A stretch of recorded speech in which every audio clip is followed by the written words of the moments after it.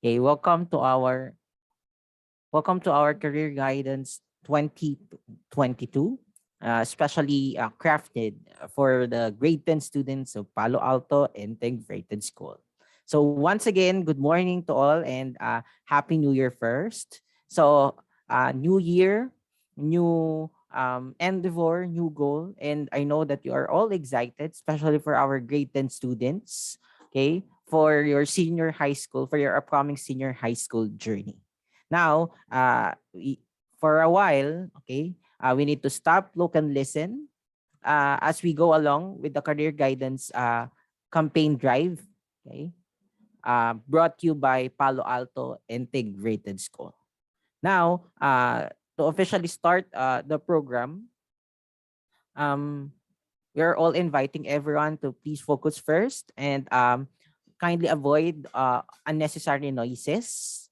Um, as much as possible, please mute your microphones.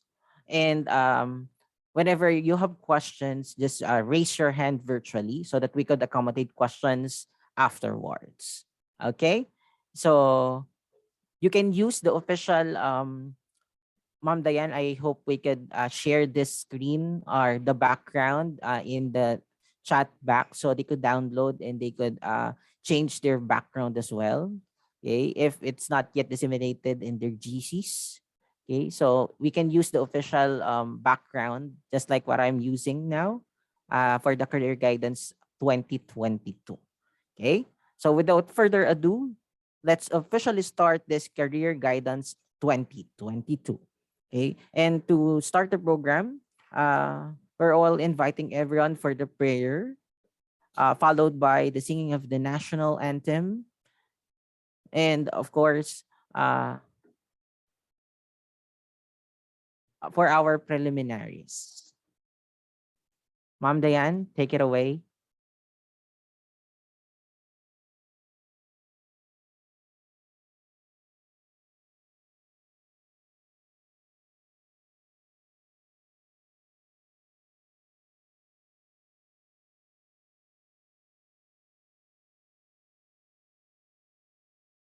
Ma'am Diane, we can't hear the sound.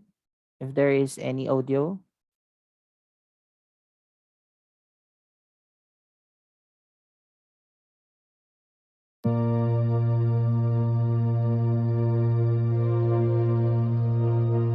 Let us bow our heads, place ourselves in the presence of the Lord. Our Heavenly Father, we come before you today with humble hearts and with gratefulness for all the wonders and blessings you have showered upon us. Heavenly Father, we thank you for gathering all of us today in this important event. Thank you for giving us the opportunity to be in this momentous event. May you bestow your guidance and blessings on this event so that we can enjoy and appreciate the significance in our lives.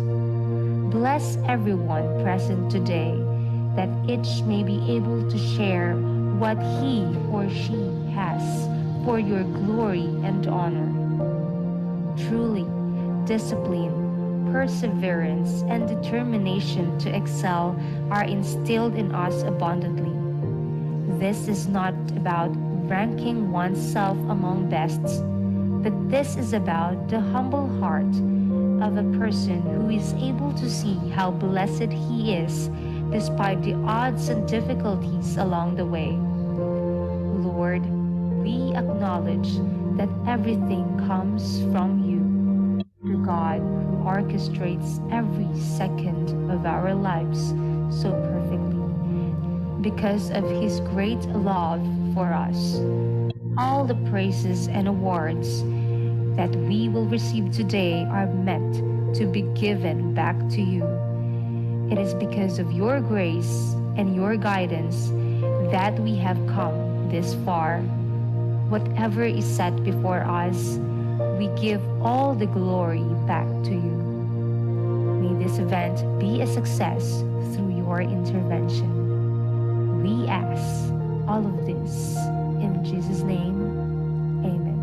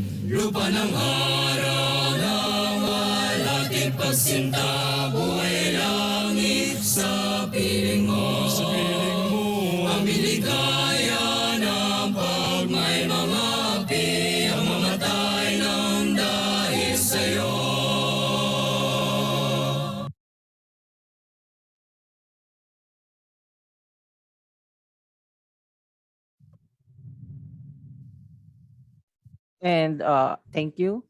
And of course, to give her opening remarks, may we call on our very own principal, Miss Marites M. Priscilla. Hello po, good morning. Magandang araw sa ating lahat. Happy New Year. Sir King, naririnig ba ako? Yes po, ma'am. Loud and clear. Okay po. So, kamusta na tayo mga grade 10 students? Ang senior high school wala na rito, no? Grade 10 lang. So, binabati ko lahat ng mga teachers ng senior high school, ng Palo Alto Integrated School, as well as yung junior high school natin na naka-join dito. So, good morning po sa ating lahat. Happy New Year! Sabi nga, maligayang Pasko yung nagdaan natin. Maligaya talaga tayo kasi nagkaroon tayo ng chance na makalabas at makapunta sa lugar na na-miss nating puntahan. Pero ngayon, at nag-start na ulit tayo na malimitahan ulit. No? So, nakakalungkot na sabihin na sa Monday, yung start ng ating retrieval and distribution ay mga magulang na ulit ang kukuha ng mga modules or magdadala ng mga answer sheet kasi not allowed na ulit ang 17 below. Okay po, so magandang maunawaan lalo na ng grade 10 ngayon. Dati allowed na kayo pero ngayon dahil nagkikit na ulit tayo ay mga magulang uli ang kukuha. Ano po? So, makipag-coordinate na lang tayo sa ating mga advisors. So, start natin ang taon with a positive ano. So, career guidance. So, nalalapit na kasi ang pagtatapos nyo grade 10. So, sana sa pagtatapos nyo ito ay ma-enlighten kayo sa career na gusto nyo in the future. So, tandaan natin, yung choice lagi ang nasa inyo, mga bata, mga grade 10. So, mostly sa inyo ay mga 16, 15, 16, 17 ang age. So, yung age na yan, ang tawag pa natin dyan, minor, no? So, kaya, ang career choice ay napakahalaga para sa inyo kasi iyan yung magiging buhay nyo in the future. So, sa pagdedesisyon nyo kung ano ang career na tatahakin nyo in the future, mahalaga na alam nyo kung ano yung gusto nyo, ano yung mga priorities nyo, dapat iset nyo yan para maging mas maganda ang inyong future. So, nandito lang ang inyong mga magulang. Sana may mga magulang din na nakikinig at naka-attend dito para at least alam natin yung role natin sa ating mga anak kasi nga ngayon, pandemic, yung interaction ng teacher at saka ng estudyante ay limited. So, yung guidance natin sa mga bata, mga teachers ay medyo hindi ganun kalaki yung impact sa kanila. So, ang mga parents ang may malaking role yung panahon na ito para tulungan yung kanilang mga anak to decide ano ba talaga yung nararapat tama para sa ating mga anak. So tandaan natin, ang mga anak, kayo ang magdidesisyon, pero pwede kayong humingi ng tulong sa inyong mga magulang, lalong-lalo na kasi sila yung nakakaalam ng makakabuti sa inyo. Kilala nila kayo. So, yun yung mahalaga. So, ang mga teachers, andito lang para magtulungan kayo o payuhan kayo kung kailangan nyo ng payo. Pero tandaan nyo, ang desisyon ay laging nasa inyo. So, career guidance, ang alam ko ang magtotalk ay ang ating very own na school, no? Ang Palo Alto Integrated School. So, lagi ko naman itong sinasabi, paalala lang, ang Palo Alto kasi ay isang public school. So, ang public school ay walang bayad na hinihingi. Yun yung pinakamalaking advantage ng public compared to private. So, sa experience ko as a school head, maraming bata na after nilang lumipat sa private school, bumabalik sila, no? After a year or pag grade 12 na sila, bumabalik na sila. So, ang nagiging problema natin doon, once na umalis na kayo sa Palo Alto, nag-ano na kayo ng voucher, school na yon ang may ano na ng voucher nyo. So, kahit na sabihin nila na walang bayad, kaunti ang tuition, but in the end, pag umalis kayo doon, ang dami nyong kailangan isettle. So, yun yung mga dapat i-consider nyo ngayong panahon ng pandemic. Tansyahin nyo, kaya ba ng mga magulang nyo na paaralin kayo sa private? No, marami kasing no-offer mga private school, pero tansyahin nyo rin kung kakayanin nyo para hindi kayo matulad sa iba na after babalik and then nagkakaproblema, hindi sila makagraduate ng tama sa panahon kasi nga may mga problems silang na-encounter sa private. So napakahigpit po kasi ng private school, lalong-lalo na sa mga bayarin. Po. So yun yung isa yung dapat i-consider. At saka ang college naman ang dapat nating paghandaan kasi sa college mahirap nang makakuha ng mga libre unless talagang magaling kayo, scholar, no? So, kung tansyahin niyo yung kakayanan ng pamilya nyo sa pagpili ng career na tatahakin nyo. Kasi ang pinakamahalaga naman dyan ay ang college. Itong senior high school, preparatory kung ano yung magiging career nyo. Pero mahalaga siya, pero mas mahalaga yung college nyo. So kung maglalaan tayo ng pondo, mas ilaan natin sa college natin. Kasi kung may nag-o-offer naman ng libre, ang quality naman sa ngayon, parehas lang yan kasi parehas lang naman ang ino-offer ng private and public. Modular, online. At saka sabi ko nga, kung teachers naman, magagaling ang teachers natin sa public. No? Ayan ay mga galing din sa mga private na lumipat lang. No? Kasi mas maganda yung opportunities. So, sa pag-aaral naman, sa facilities naman, hindi nyo may enjoy ang facilities ng private ngayon kasi nga nasa bahay tayo. So, yun yung mga dapat natin i-consider. Kung meron kayong pera, pondo na pang-aral, ilaan nyo yan sa college nyo. Maging, at kung mas maganda na kung saan ka malapit, doon ka na lang mag-aral para less hassle. No? Hindi tayo masyadong magkakaproblema in the future. Okay po. So, good luck sa inyo, grade 10.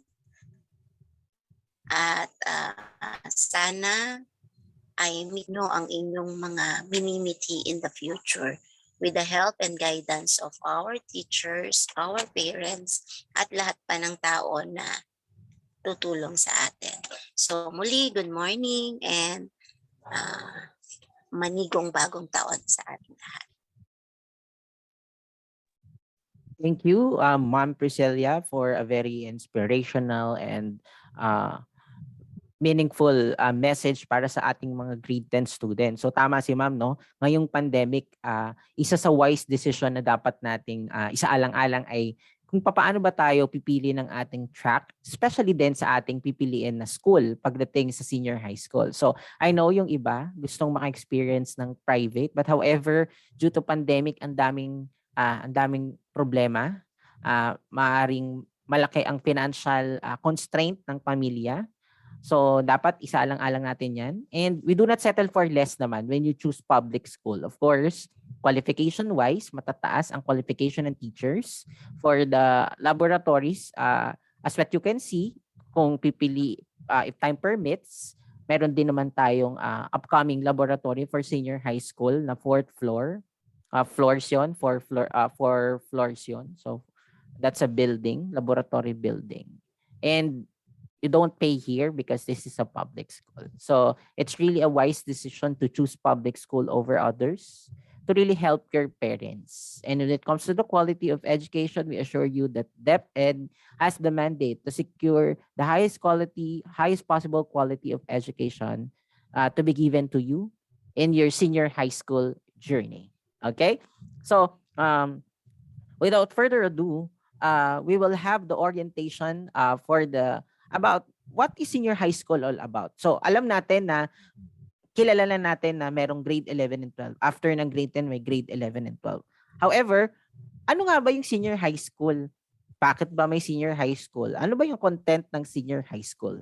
And to give us an overview of what is senior high school all about, may we call on our very energetic, okay, beautiful, and the very intelligent Ma'am Diana Dolorico, the Special Science Teacher 1 from the Senior High School Department of Palo Alto Integrated School. So, Ma'am Diana, take it away. Ayan, thank you so much, Sir King Valencia, no? Ayan. So, again, good morning, everyone, especially sa ating grade 10 students. So, before we proceed on what are the offered, okay, strands and tracks of Palo Alto Integrated School, let me present you and orient you about what is senior high school. Siyempre, bago tayo pumili ng track, no? Ano ba ang punot-dulo ng lahat? Okay? So, let me start. So, by defining, so what is senior high school? No, so senior high school, or short for SHS, so refers to grade 11 and grade 12, that the last 2 years of the K-12 basic education program. So in senior high school, students are required to go through a core curriculum and subjects under a track of their choice. So, di ba, matatandaan nyo yung mga, siguro yung mga kuya nyo, yung mga ate nyo, or yung mga mas matatanda sa inyo, hindi sila, kumbaga, after ng kanilang grade 10 or yung 4th year, college na sila. But because of senior high school, we have additional 2 years, so which are the grade 11 and grade 12 students. Okay, so what are the goals and importance of senior high schools? Okay, so the senior high school curriculum aims to produce graduates who have the following characteristics. So, after you after your senior high school, so you should be holistically developed, okay, equipped with 21st century skills, and prepared for the future, be it a pursuit of higher education or acquisition of middle level skills or geared towards employment or entrepreneurship. So sabi nga ng DepEd, no, sa pagkatapos mo ng senior high school, pwede ka na maging negosyante, pwede kang mag-aral pa, at pwede kang ready na for or magtrabaho. So you are holistically developed. Okay? So lahat ng students ay dapat maging ready na. Okay? Kumbaga, sa outside world. Okay? Kung hindi man sila magtatrabaho. So these are the characteristics of the senior high school student graduates. Okay? Yung mga graduates natin. Okay? And the senior high school, so it is a collaboration between the DepEd, okay, DepEd, CHED, or Commission of Higher Education, and TESDA. Okay, so and other government, okay, organization. So nag-usap-usap tong mga to, okay, to build the senior high school curriculum.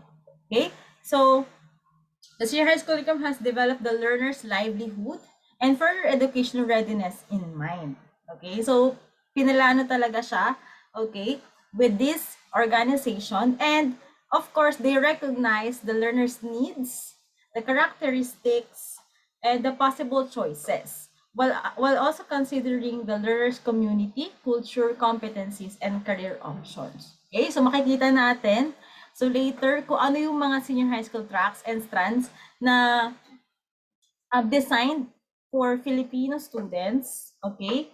Para kayo rin as mga grade 10 students, you have the choice kung saan ba kayo talaga. Okay?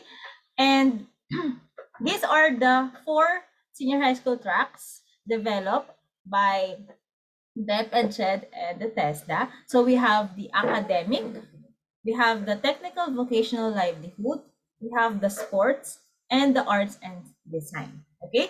But under the academic and the tech voc or the technical vocational livelihood, meron pa siyang mga strands. Okay? Mas specific strands. Okay? For the academic strands, academic tracks, we have the strands accountancy, business, and management, or also known as ABM. We also have humanities and social sciences, or UMS. Meron din tayong science, technology, engineering, and mathematics, or also known as STEM. And last, we have the general academic strand. So yun yung mga strands natin under ng academic. Meron din naman tayo for technical vocational livelihood. We have the agri-fishery arts. We have the home economics. We have the information and communications technology, or also known as ICT. And also we have the industrial arts. Okay? So, yan yung mga strands na meron tayo and tracks, okay, under the senior high school curriculum. Okay? Although nagkakaiba-iba sila, so makikita nyo dito, meron talagang mga specialization. Depende kung ano yung gusto ng bata or gusto nyo na kunin for your, for example, gusto nyo career choice, okay? Or gusto nyo kunin pang course, no? Kung hindi man kayo mag-aaral pa for college, or kung gusto niyo mag-business agad. So makikita niyo marami talagang choices, no? Pwede kayong gawin. Now, although nagkaiba-iba sila, itong mga senior high school tracks, meron sila pagkakaiba talaga because it is specifically designed for the student's choice, no? Meron pa rin silang similarities pagdating sa subjects. So let me show you some subjects, no, na pwede nyo kunin or makukuha nyo, no, pag kayo ay nag-senior high school. So we have 3, okay, types or yung subjects natin in senior high school. So we have the core subjects, applied subjects, and specialized subjects, no? Kapag kayo nag-senior high school, for the core and applied subjects, pare-pareho yan kahit ano pang track or strand na kukunin nyo. Okay? Nagkakaiba-iba lang kayo pagdating sa specialized subject. Kasi ito yung talagang specific or ano ba talaga yung specialization nyo. For example, kung kayo EBM, so ito yung mga major subjects nyo kumbaga. Okay? O kaya yung humanities or the TBL. Okay? So, let me show you kung ano yung mga under ng core subjects. No, so pag sinabi kasing core subjects, it is focus on mathematics, science, and language. Okay? Subjects. Kumbaga, ito yung mga, pag sinabi kasing core, ito na yung parang backbone, no? Ito yung basic knowledge na kailangan alam ng lahat ng estudyante. Pwede, kung siya man ay galing ng ABM, UMS, TVL, arts, and sports. Okay? So, ito lahat yon, no? Hindi ko na siya isa-isahin. Okay? But again, under the core subjects, ito ay merong mathematics, science, and language. Okay? So, kaya yung iba, akala ng ibang estudyante kapag, ay, gusto kong mag-humanities kasi, walang math doon eh. Ayoko nga sa math kaya hindi ako nag-STEM. Okay? But, it is part of the core subjects. So, hindi nyo man aalisan niya. So, for example, pero hindi naman ito yung major na for example, mathematics, iniiwasan yung mathematics. Ang ituturo lang naman sa senior high school ay yung basic. So for example, we have the general mathematics. So we have the statistics. Kasi kailangan niyo yan. Okay? Especially for your thesis. Okay? And also we have the applied subjects. Okay? So the applied or contextualized subjects designed to focus on the specific applications of certain subjects on students' chosen track of learning strand. Okay, so from the term itself, applied subjects. So dito talagang meron ding mga specific for specific tawag dito tracks or strand, no? For example, we have for the Filipino, no? Iba yung content ng mga academic sa textbook, sports at sine. Okay, we have yung 3 I's natin na tinatawag, yung inquiries, investigation, and immersion. Okay, so yung content nito ay nade-design specifically kung ano yung strand. For example, sa ABM, no? Meron tayong sa UMS, magkaiba sila ng content pagdating sa ano yung kailangan nilang output, no? But other than that, itong mga ito, it's more on the application. For example, yung AAP, English for Academic and Professional Purposes, no? Tuturuan kayo dito kung paano ba talaga yung mga application. Okay? For example, readiness, pag kayo ay nag-apply, no? Yung mga interview, yung mga paper. Okay, diyan papasok yan. As well as yung mga iba pa, for example, the entrepreneurship and empowerment technology, kailangan yan as the 21st century. Okay? Students. And lastly, we have the specialized subjects. Sabi ko nga dito, these are the subjects that are unique to the career track or learning strand that the student chose. No? So, ito yung mga majors ninyo. So, lahat, or magkakaiba-iba kayo. For example, yung friend mo, kinuha niya EBM, yung isa kinuha yung UMS, magkaiba kayo, of course, ng specialized subject. Okay?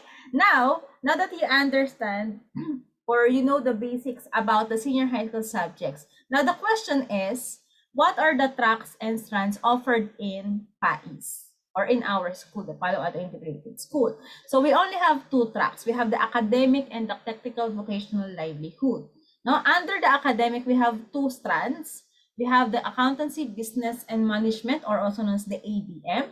And also we have the humanities and social sciences, or the UMS. Okay? And under the tech voc, okay, we have under the industrial arts, kasi yung industrial arts malawak yan. So pwedeng automotive, pwedeng mechanic, but sa PAIS, ang ino-offer natin industrial arts is yung tinatawag natin na EPAS or Electronic Product Assembly and Servicing or na merong NCT. Okay, so ito yung tracks and strands na ino-offered sa PAIS. Now, for you to better understand, no, ano bang meron or ano bang patutunguhan ko kapag ako ay kumuha ng ABM sa Palo Alto? Ano naman kapag UMS? Ano naman kapag IPAS or yung TVL? So, we have here our senior high school teachers to explain to you, to orient you about these different strands that the Palo Alto Integrated School is offering to you. Okay, so para makatulong din sa inyo, makapag-decide kayo kung ano ba yung kukunin nyo if ever dito talaga kayo magtuloy sa school natin. Okay, so let me introduce you one of our senior high school teachers in Palo Alto, okay, that will orient you about the ABM strand, okay, the very intelligent and very suki na lahat ng mga ano, okay, very competent, Sir Perfecto R. Valencia, the teacher in senior high school, okay? Thank you, Ma'am Diane. So let me share screen about ABM. So we'll try to persuade and to orient, of course, students kung paano or bakit nga ba ABM. Okay? So marami kasi mag-UMS ka na lang, mag-ABM ka na lang, mag-techbo ka na lang. So the question is, do you really know what is it all about? Okay? So let's try to unleash the power within when you get ABM. So welcome to my talk, to my orientation about accountancy, business, and management. So again, this is Sir King from faculty from the Senior High School Department of Palo Alto Integrated School. So welcome to the corporate world, to all the grade 10 students who are really aspiring to be in the business world or in the business, the corporate world. Okay. So we only have 2 questions to ponder. Okay. So the first one is, what is ABM? Second is, why choose ABM? Okay. So let's try to ponder this as we go along the process of orienting.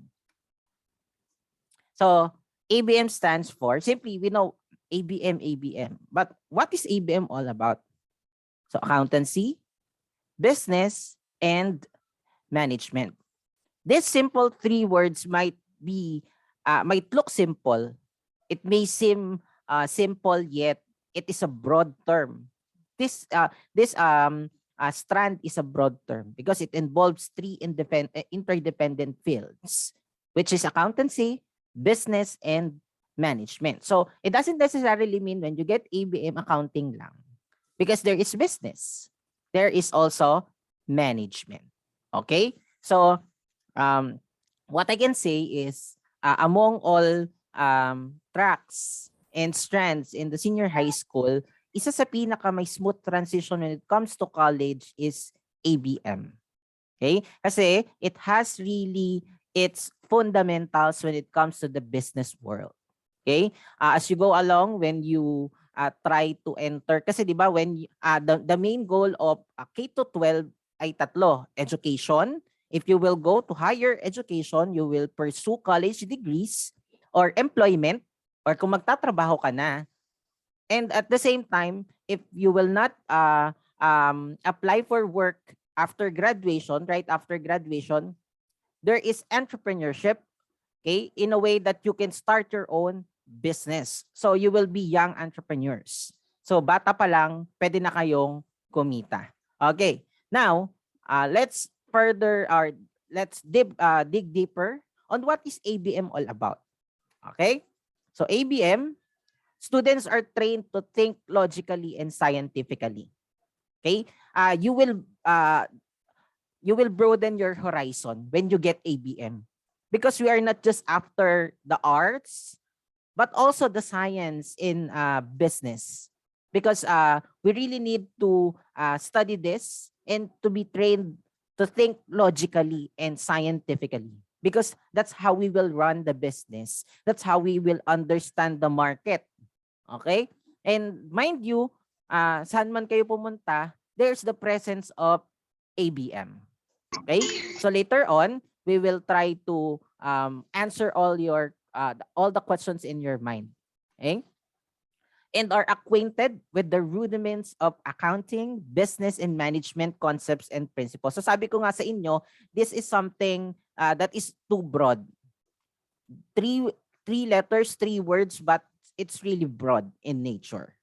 So we will try to narrow down all the concepts later on. Okay? So I prepared here a slide. I call it this Lucky 9. So Lucky 9 certified ABM fun facts. Okay? So I will elaborate this 9 ABM fun facts. Okay? Bakit ABM? What is ABM all about? And why choose ABM? Okay?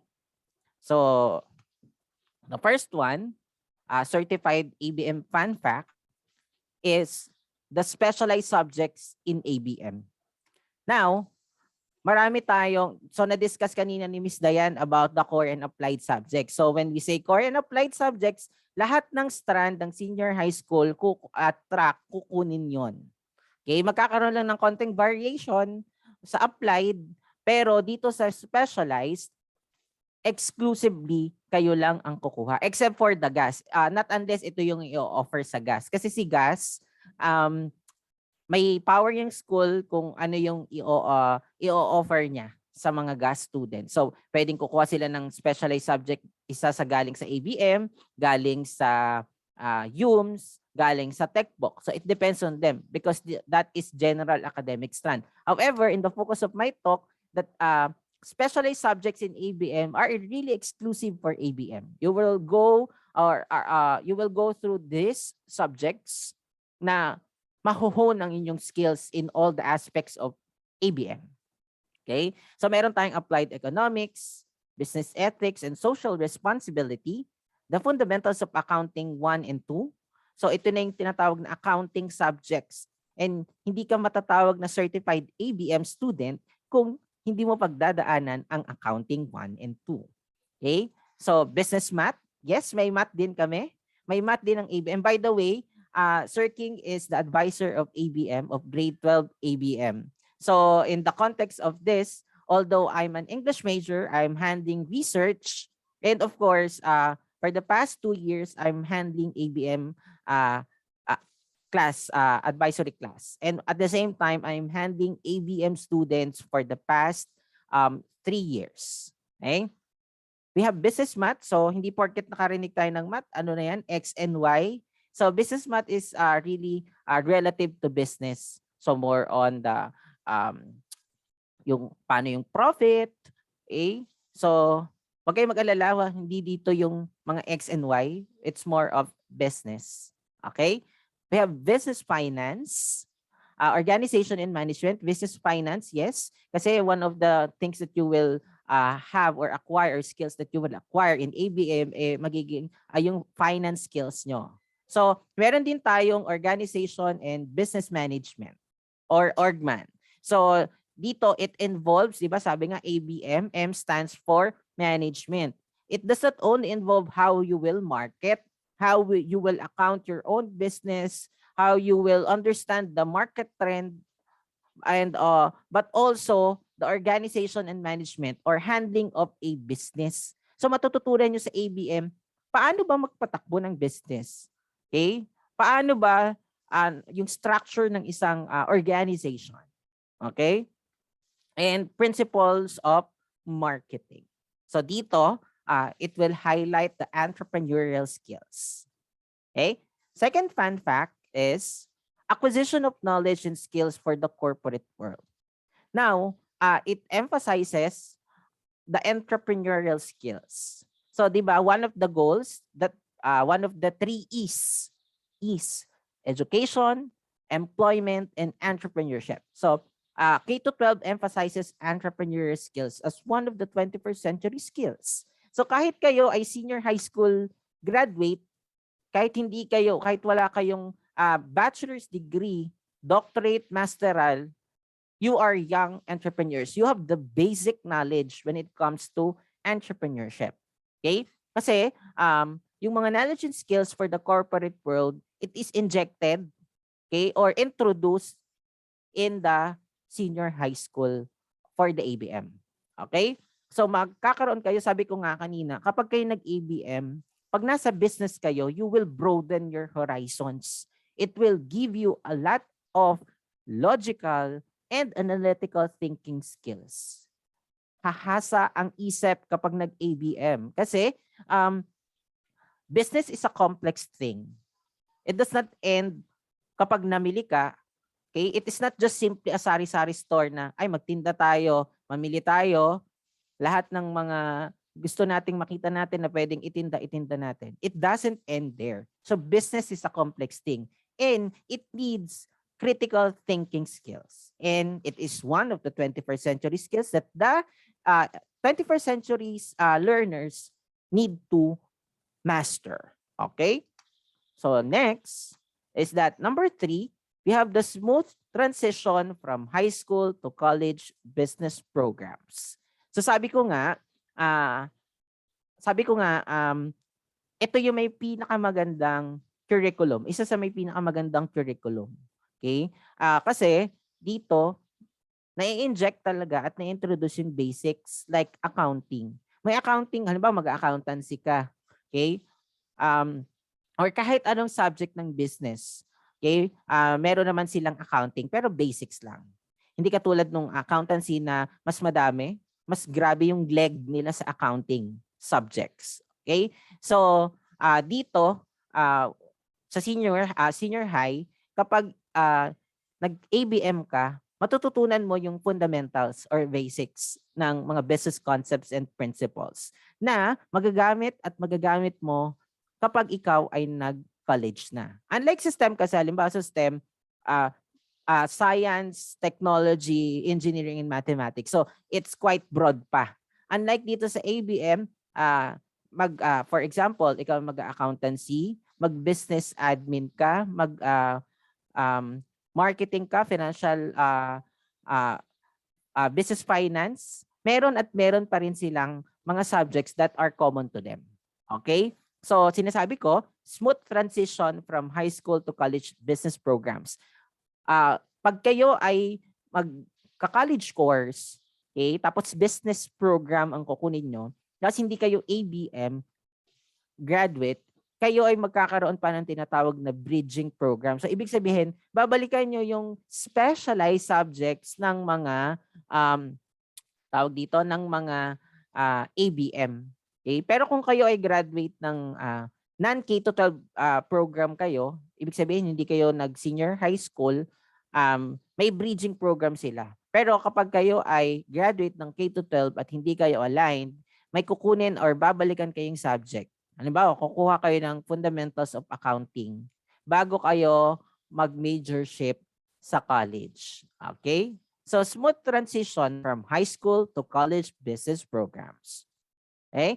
Second, third, leading programs in. So, ito na, ano ba yung mga career path na pwede nating, should we say, mga college programs na pwede nating puntahan kapag tayo ay nag-ABM sa senior high school. So, meron tayong accountancy, may management accounting tayo or accounting information technology, banking and finance, business administration na merong iba't ibang majorship, marketing, entrepreneurship, human resource development management. So this is still under the business administration or mga BA. Okay? Hospitality management, yes po. Yung mga nag-HRM, you should get ABM. Kasi HRM is something that it's not just the skill. Okay? Okay? I believe, no, ang marami ang kumukuha kasi ng ABM kasi they master the business concept. Yung skills kasi pwede nating i-acquire yan. At magkakaroon din kayo ng certification.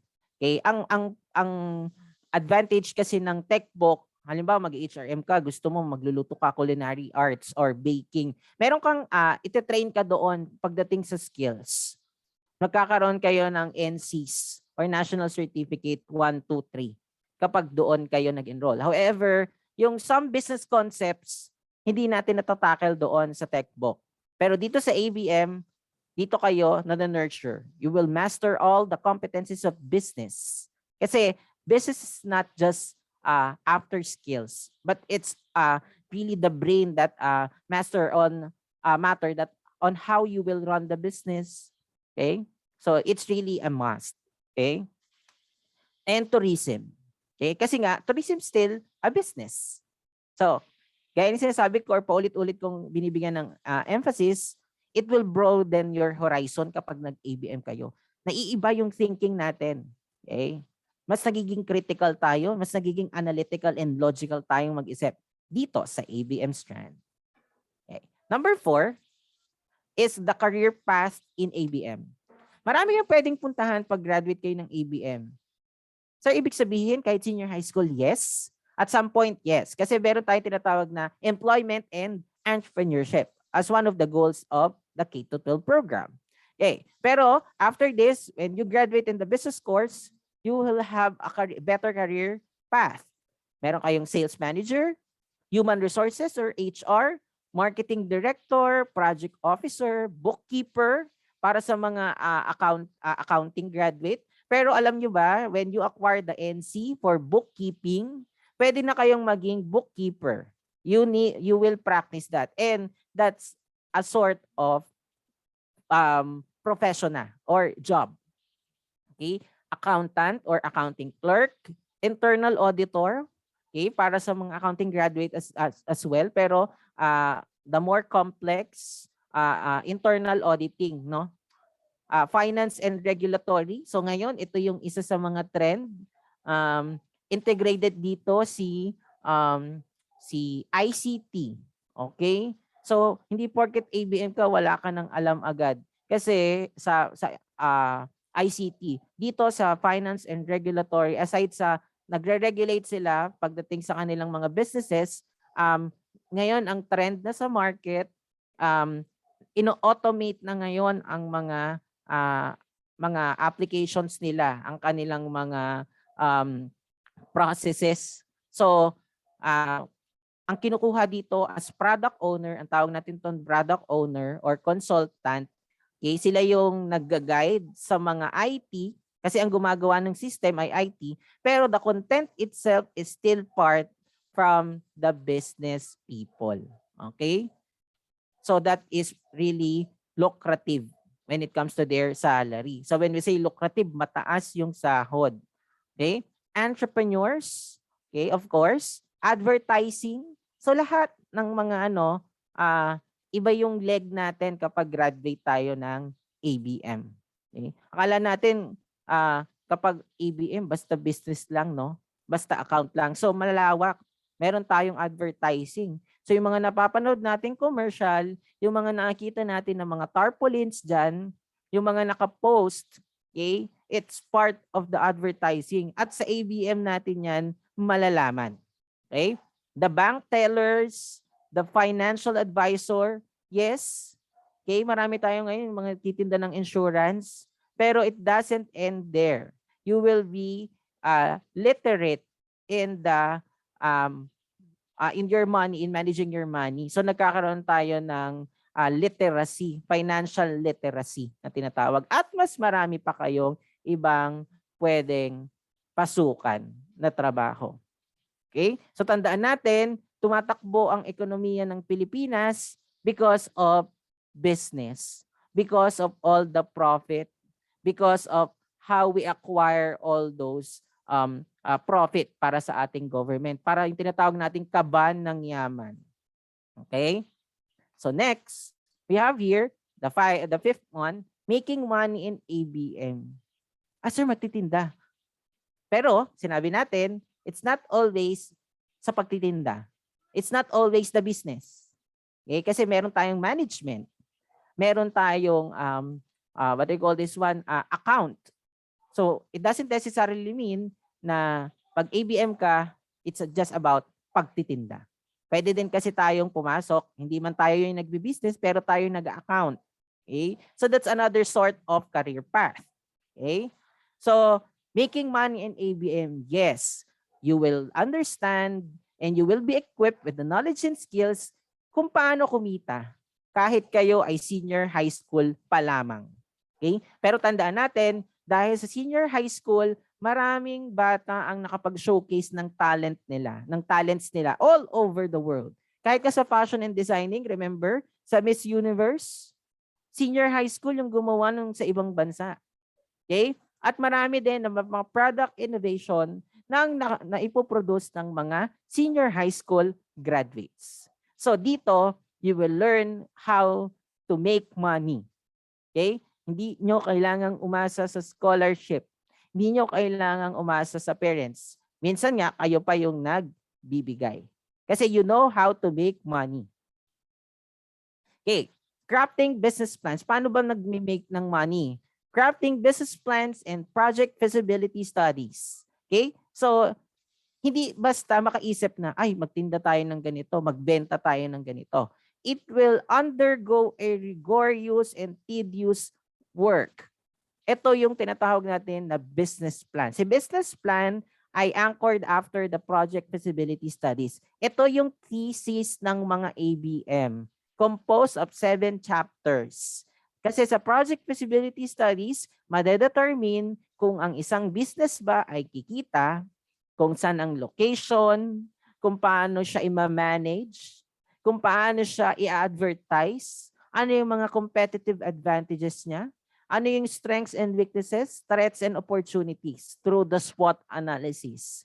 So dito, mula logo hanggang sa pagbalik o pag-account ng lahat, okay, pagbebenta at pag-advertise, lahat yan iikot sa project feasibility studies or sa business plans na dito nyo lang makikita sa ABM strand.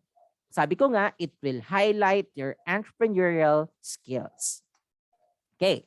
Product pitching, business presentation to clients and business partners. Okay. So, product pitching is similar to business presentation sa clients. Okay? So, dito, you will know you will be able to present your businesses or business proposals to your clients. Dito, kikita ka. Okay? So, making money in ABM. So, before I continue, let's acknowledge our senior high school coordinator, the presence of our very own Dr. Dan Maningas. So, hello, sir. Welcome to the career orientation for our upcoming students in the senior high school department. Okay? Number 6, we have the skills acquisition. Skills acquisition, um, ano-ano pa yung mga skills na pwede natin? So kanina, meron tayong entrepreneurial skills, yung mga logical and scientific thinking. Okay? Let's further expound. Communication skills. Okay. Dito, mahahasa ka sa pakikipag-usap sa tao. Communication skills. So excellent communication skills. At mahahasa dito yung business English mo. Okay? So iba yung ordinary English, yung communications English. Dito, business English ang matututunan mo. Okay, not just the jargon, but also on how you communicate. Okay? Account skills, of course. Kasi may accounting kayo. Naka-account lahat ng bagay. So alam mo saan pumunta ang bawat sentimo. Okay? Collaboration and leadership skills because you will manage business. Okay? So yung collaboration, yung corroboration, leadership, dito matitrain kayo sa pagiging ABM. Okay? Analytical and logical skills. So nasabi na natin, talagang it will squeeze out all your skills on an extensive way. So one more thing is the time management. Kasi sa business, hindi pwede yung wala kang organization. So meron kang time management. Okay? Nahihit mo lahat ng target mo. Okay? You will beat deadlines. Okay? Through that, magkakaroon ka ng, meron kang tinatawag na grace under pressure. You will work under pressure. Okay? Finance skills. So you will not end broke or wala kang pera or baon sa utang or so on.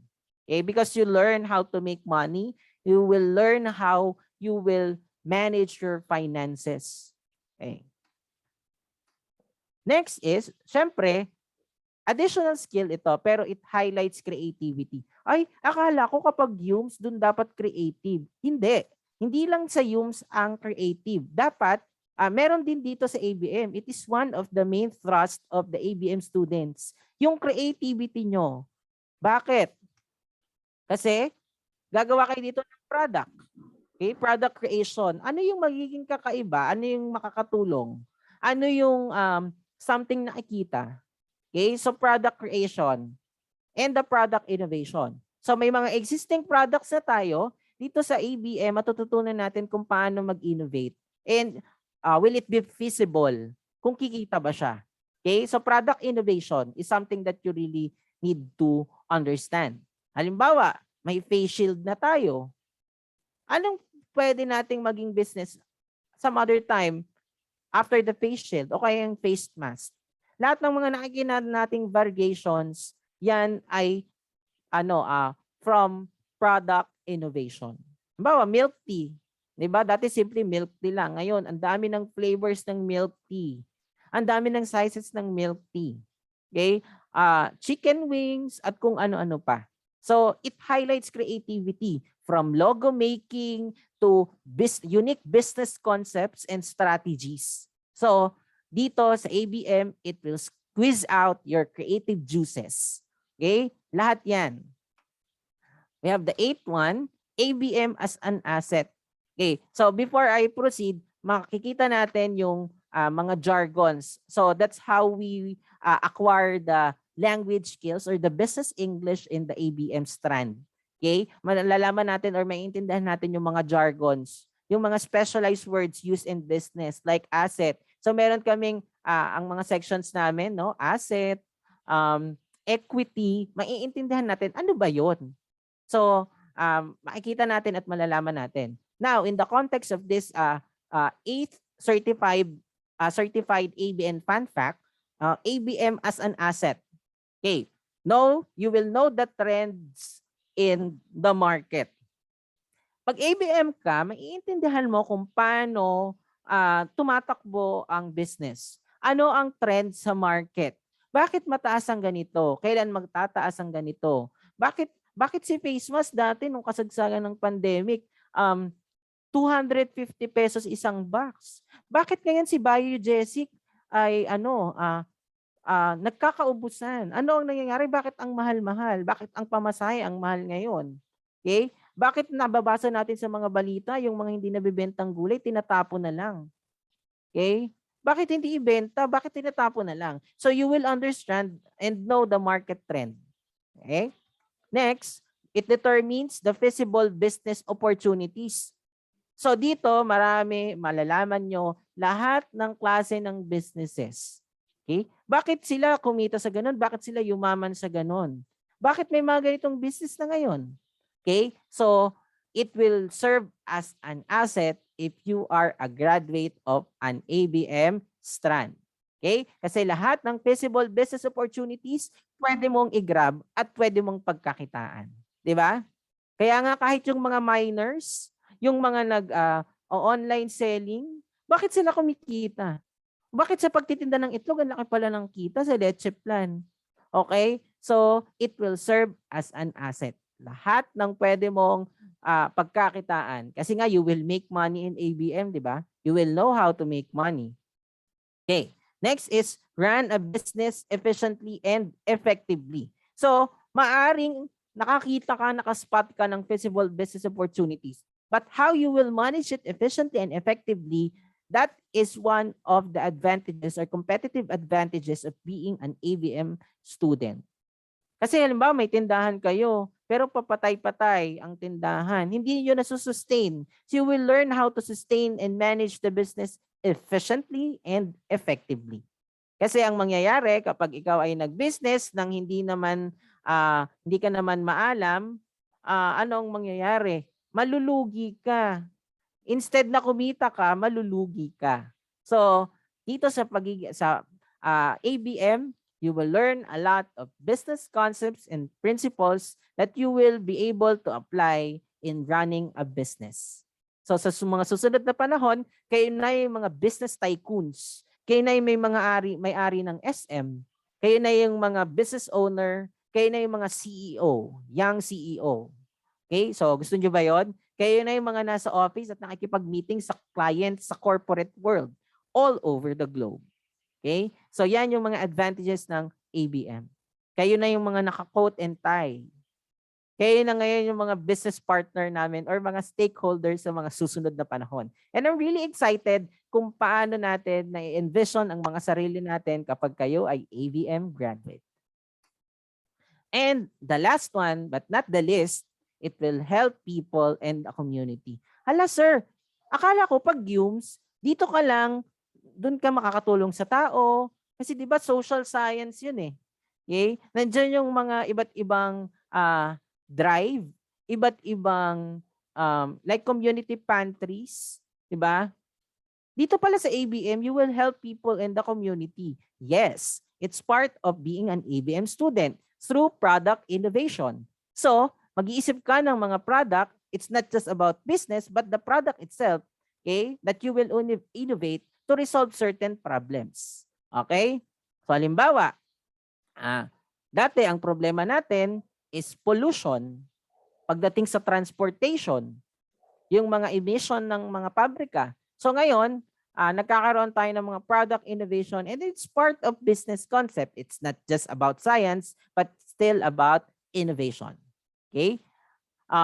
Halimbawa, introduce na ngayon yung mga e-jeepneys. So lesser ngayon yung kanilang pollution na pwedeng makuha. Okay? Or ma-emit rather, na pwede nating makuha.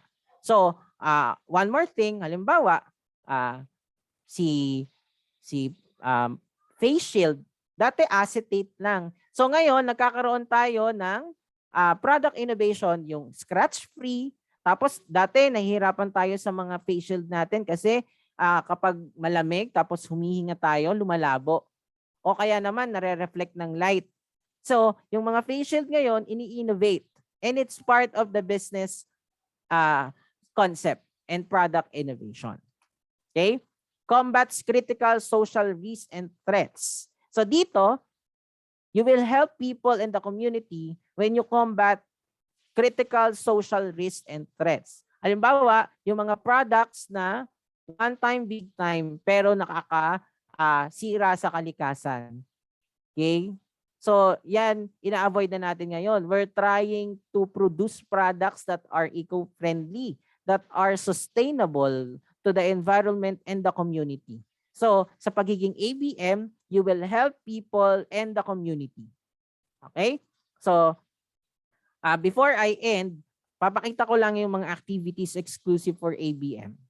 So, ito ay credits from Miss Ethel, the former teacher. Ito yung pre-pandemic pa kasi. So nagkakaroon kami ng deployment ng mga sa immersion. So one of the partners natin sa ABM ay yung mga taga City Hall or local government unit. So mostly ang ina-assign ang mga ABM students ay na-assign sa auditing at saka sa accounting department. Okay? Okay, lahat. So kasi doon may mga bookkeeping. So nakikita nila lahat kung paano tumatakbo, kung paano yung mga documents doon. They understand on a deeper sense. So yan. So kasama natin si Miss Ethel, si Ma'am Susan, okay, at ang mga estudyante. Okay? So we do partnership with other schools. We panel. So Sir King is also a panel for project feasibility study sa other schools. Okay? Yan. Meron din na product, what do you call this one? Entrepreneur festival for business plan. So nagpe-present ang mga ABM natin ng kanilang business plan. Okay? So nag-invite din tayo ng speakers sa ating school, mga that will enrich yung ating mga kaalaman, mga notable speakers and personalities. Okay? So yan, tapos nagpe-present sila ng kanilang mga business plan sa mga speakers natin outside the school. So yan, including this one. Nagkakaroon tayo ng business, ng PFS, defense. Ito yung thesis natin. Okay? Nagkakaroon din tayo ng mga iba't ibang orientation. So ito ay one of the activities. Okay, from ano naman ito, PNPA.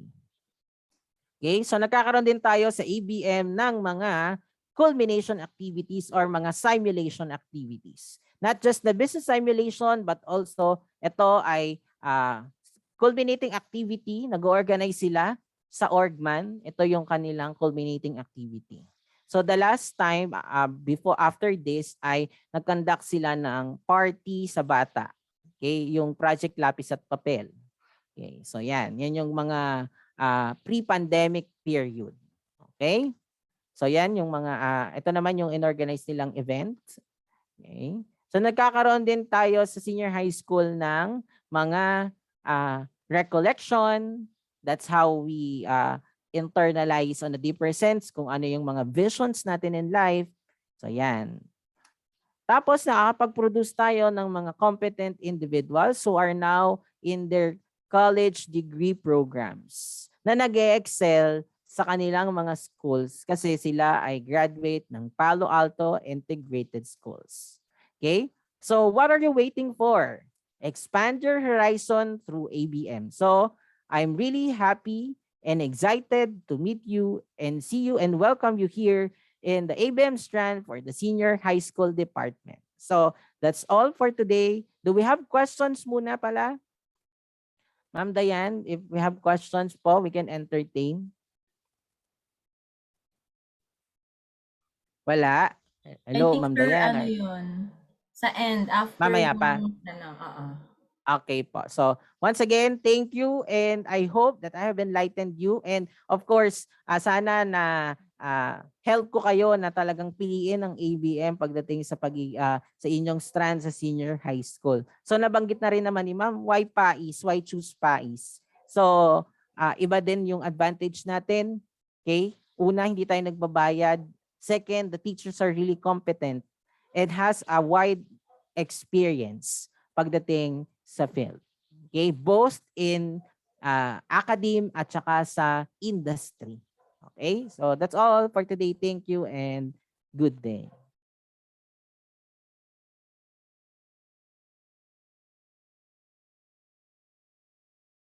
And now, to give us another orientation, now why Humes Strand? Let us welcome our new teacher, who is a pioneer teacher from of the senior high school, okay, with backgrounds in faith, okay, or First Asia in Batangas and University of Perpetual Health System Delta Calamba Campus, a graduate of Masters in Education, and an alumni of Palo Alto Integrated School. Okay, the pride of PAIS. Let us all welcome Mr. Eusebio Octaviano II. Hi, good morning. Good morning, Ma'am Priscilla. Good morning, Sir King. Good morning, Ma'am Diana, Ma'am Ibarra, Ma'am Jen, at lahat po ng aking co-faculty po sa Senior High School Department. Good morning. At sa lahat po ng ating grade 10 students, good morning po and welcome. Bago po tayo mag-start, gusto ko po sanang mag-open camera po tayo lahat. Mahalaga po kasi sa akin na hindi po tayo passive listener, lalo na po ang strand po na aking i-discuss ay Humes po. So gusto ko po sana naka-open camera po tayo lahat at meron din po akong hinandang icebreaker para po hindi po tayo mabagot sa mga susunod pa pong discussion. Just to break the ice. So open camera po tayo, 10 students. Yan. Thank you sa mga nagbukas po ng camera. Yan, thank you. Open camera po tayo. Meron po akong hinanda na short icebreaker po. So, ang gagawin lang po naman natin ay mag-stretching lang po tayo ng konti. Yan. So, nakikita na po yung screen. Yes, sir. Okay, so wait lang po. Check ko lang kung marami na pong nagbukas ng kanilang mga camera. Titignan ko din po kung lahat ay nagpa-participate po. Again po, mahalaga po to para sa ating lahat dahil sa senior high school po, bawal ang KJ. Bawal po ang killjoy. Yan. So thank you po sa lahat ng nagbukas po ng camera. So madami na pong nagbubukas. Yan. Thank you so much po. So simple lang naman po gagawin natin. It's a seated exercise po. 2 minutes lang naman po to. Warm up lang po bago po tayo makinig po sa susunod po na strand. Ready na po ba ang lahat? Pa-react naman po ng heart emoji po sa ating Zoom po para lang po makita ko kung sino po at kung ready na po ang lahat. Pa-react po ng heart emoji. Pa-react po ng heart emoji. Thank you. Yan. So ready na po ang lahat. Let's start po.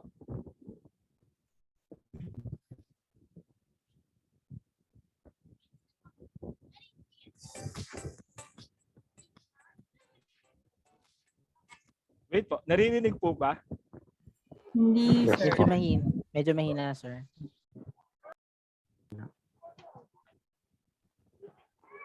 Yan po. So gagayahin lang naman po natin. So side to side arm roll, ganito lang po 'yon.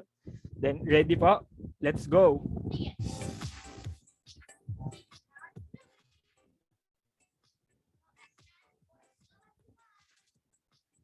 Yan, thank you po sa lahat ng gumagawa. Galaw-galaw para di ma-stroke, students, grade 10. Bago kayo dumating ng senior high school, wala pa kayo.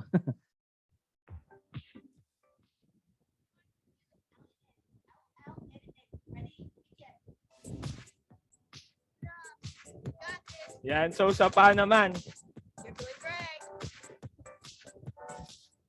10 more seconds. Get up. You're the best. Yan, so okay na po 'yon. 2 round lang naman po 'yon. So thank you po sa mga nag-participate. Okay, start na po tayo sa ating discussion po for the Humes strand. Again po, para lang po kita ko po kung sino po ang mga tunay po na nakikinig, pabagsak po ulit ng heart emoji.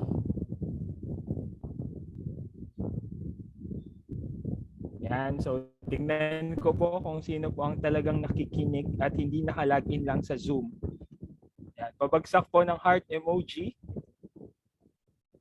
Yan. Thank you sa mga nagbagsak po ng heart emoji. Yan.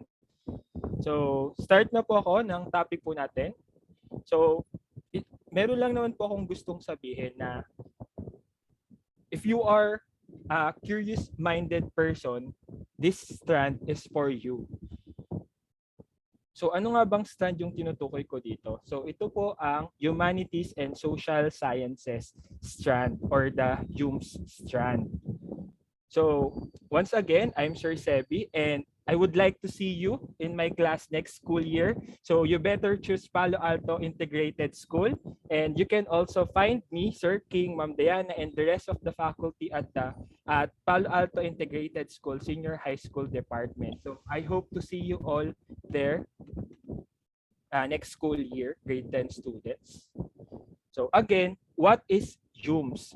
So kung kanina meron pong dalawang tanong na binigay si Sir King, ako din merong dalawang tanong. First of all, what is HUMS? The next question ko, ito yung frequently asked question ng mga grade 10 students. May math ba dito? So ito lang po ang masasabi ko, kahit ano pong strand ang piliin nyo, meron po kayong dalawang math na hindi maiwasan dahil ito nga po ay core subject na na-discuss na po ni Ma'am Diana dun po sa previous slide about senior high school. So ang dalawa pong math na makukuha nyo po sa yung strand ay general math and statistic and probability. So kahit ano pong strand ang piliin nyo, meron pong math. So once again, humanities and social sciences. So kanina nabanggit din ni Sir King na pinakamagandang curriculum yung ABM. Now, ngayon tignan natin bakit hindi HUMS yung piliin nyo kung pinakamagandang curriculum ang ABM. By the way, class, HUMS po ang may pinakamaraming estudyante po sa grade 12. So dun pa lang po makikita nyo na kung saan po talaga maganda kuning strand. So yan. So first of all, humanities and social sciences strand is a composite concept.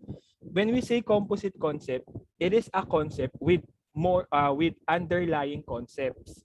So ang concepts po na under po ng humanities and social sciences strand is of course humanities. So humanities is our academic discipline or disciplines that study the aspect of human culture. So nakapalo po sa humanities yung language, ano yung history ng language, culture, then art, and so on. Sa social sciences naman po, dito naman po ang nakapaloob yung academic disciplines concerned with society and relationships among individual within a society. Kaya nga po siya social sciences. It has something to do with socialization. So dito naman po nakaloob yung interaction nyo sa ibang tao, ano yung function nyo sa community, sa society na included kayo, and so on. So yung strand is designed to equip students with knowledge and skills required for those who wish to pursue academic degrees in humanities, education, and social sciences. So I can say na isa ako sa mga my first-hand experience when it comes to yung strand. Why? Because I myself is a humanity graduate. Education is a humanity course, and also I handled for 3 years college students taking Bachelor of Secondary Education and Elementary Education. So I can really share a lot of things bakit HUMS at ano yung mga ine-expect nyo sa HUMS strand. So before that, gusto ko lang i-introduce sa inyo yung mga specialized subject ng HUMS. So ito po yung mga subjects na sa HUMS strand lang po meron. So we have creative writing, introduction to world religions, creative nonfiction, and so on. So hindi ko na siya iisa-isahin at hindi ko rin siya i-discuss. Bakit? It's for you to find out once you enroll in HUMS strand. So lahat po yan ay i-charge ko sa inyong curiosity. Next po. Yan. So, ito naman po yung some courses and career path that awaits whoever intend to enroll or enroll in yung strand. So, ito po yung mga courses. So, some lang po to. Sobrang dami pa po. Hindi ko na po nilagay. Pero ito yung mga nakikita kong laging tinitake ng mga fresh grad. So, ayan po yung mga meron. So, syempre, nandyan yung education, communication arts, kung gusto nyo maging reporter, journalism, and so on. So, ito naman po yung mga career na future career po for yung stand. So, teacher, so magandang teacher, guwapong teacher, not just a teacher, honest and reliable lawyer kapag ka po nag-strand kayo. Siyempre, diligent and loyal policeman. Then, news anchor. So, pinakasikat po si Kuya Kim. So, align din po ang strand dyan. Then, writer. So, yung mga avid fan dyan ng Wattpad. So, maganda pong practice yan for strand.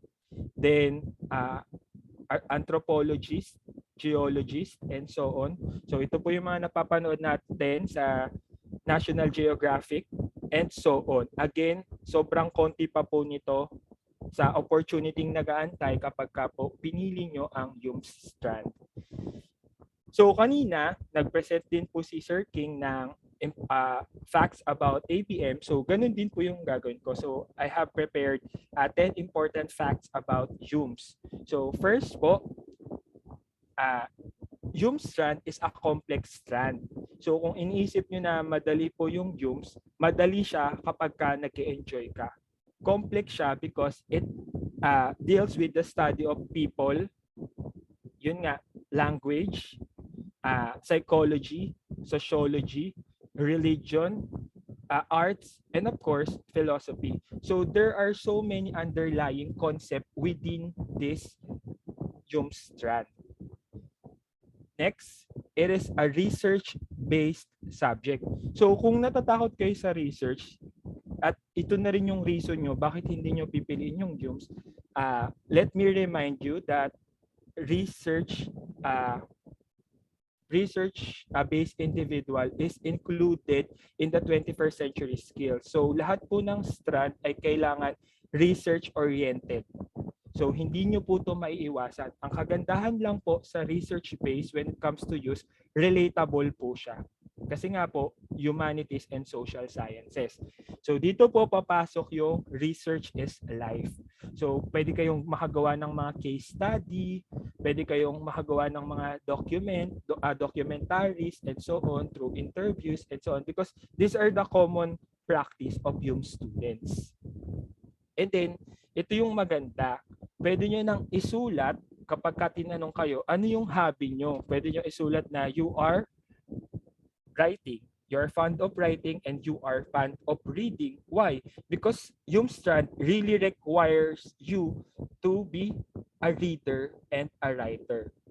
Well, next naman. So, kayang-kaya nyo na yung isulat sa inyong mga slam book.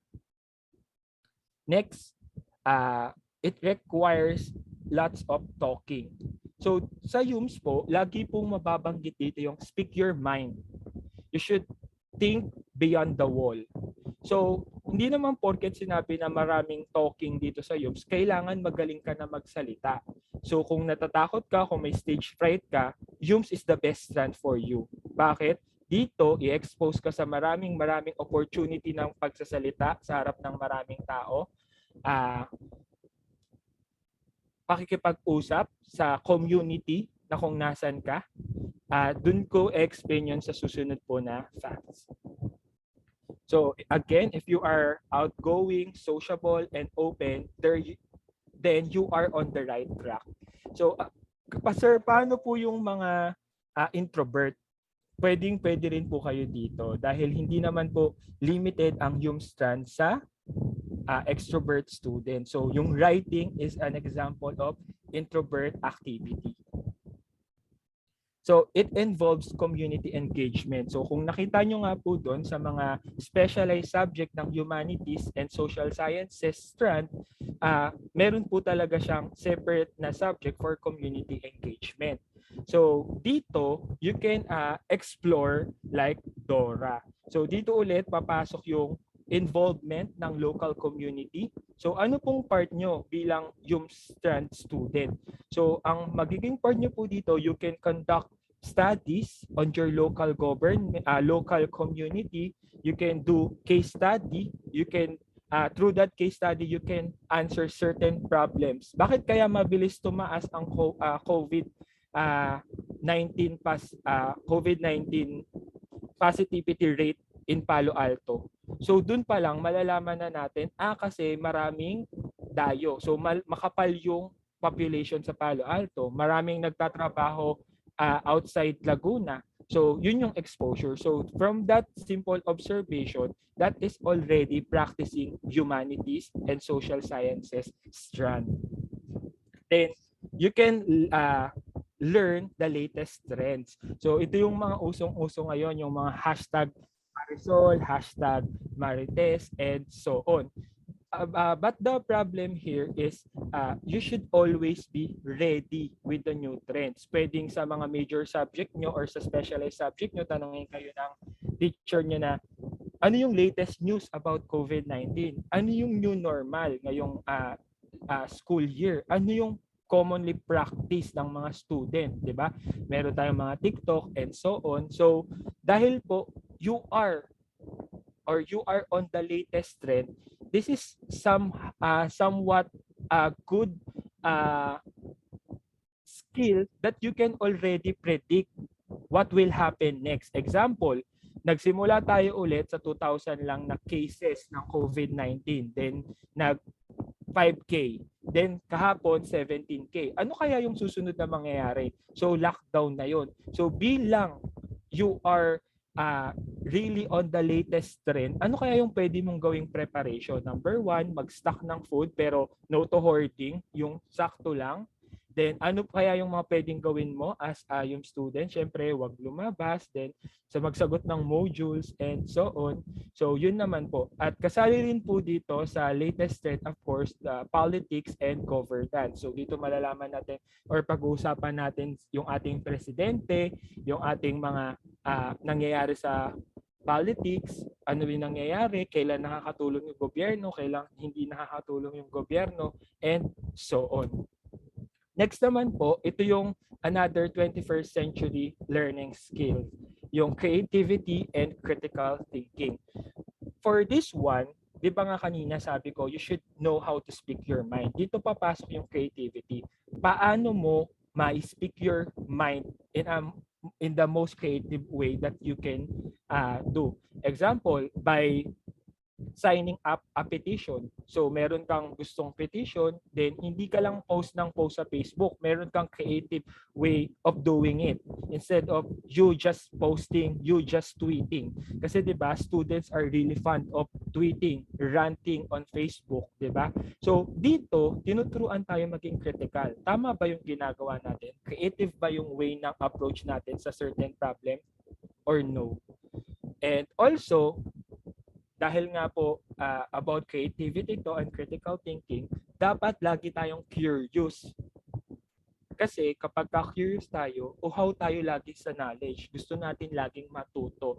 And of course, we should always expand our horizon and of course, extend our imagination. Think without a box. So, hindi na po applicable yung think outside the box. Kasi inisip natin, may box pa rin. But when you think without a box, limitless yung knowledge, limitless yung imagination. So yun po ang being creative and critical at the same time. Next naman po, dahil nga po humanities and social sciences to, it develop leadership skills. So kapag ka po yung student ka, for sure, pang president ka ng SSG, pang president ka ng SSC. So masasabi ko na sobrang daming nagiging president na nanggaling sa education. Hindi naman po to majority, pero makikita natin yung population ng mga nagiging leader are all came from humanities and social sciences courses, related courses.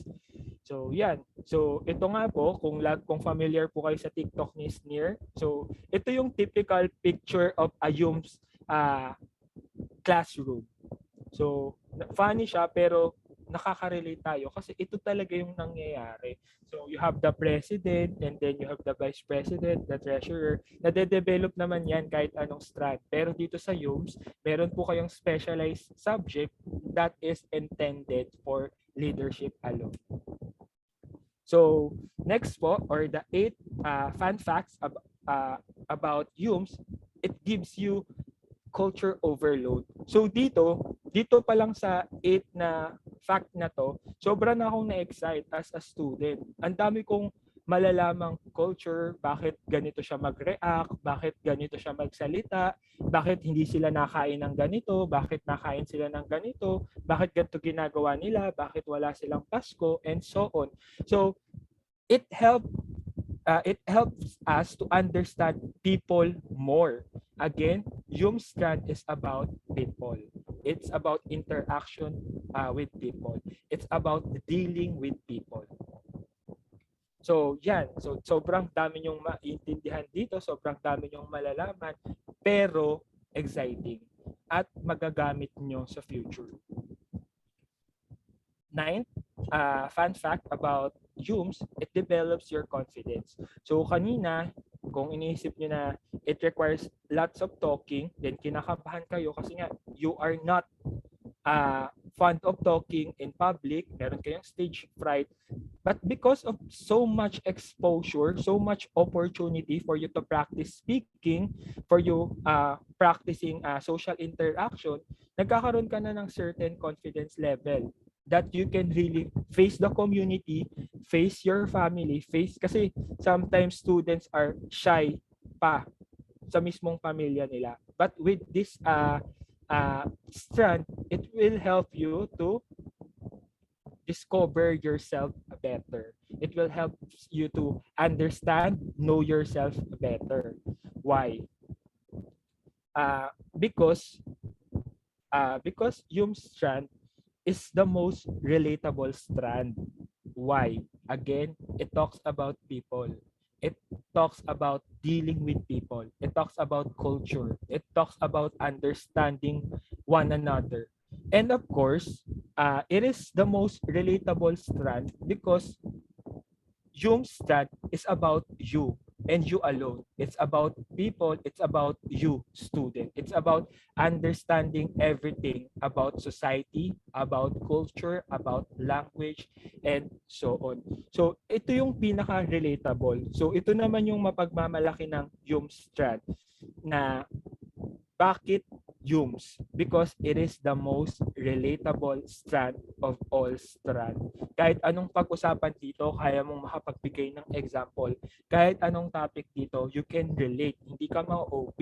For as long as, of course, you are on the latest strand, you are thinking critically, you are thinking creatively, you engage yourself to your local communities, and so on.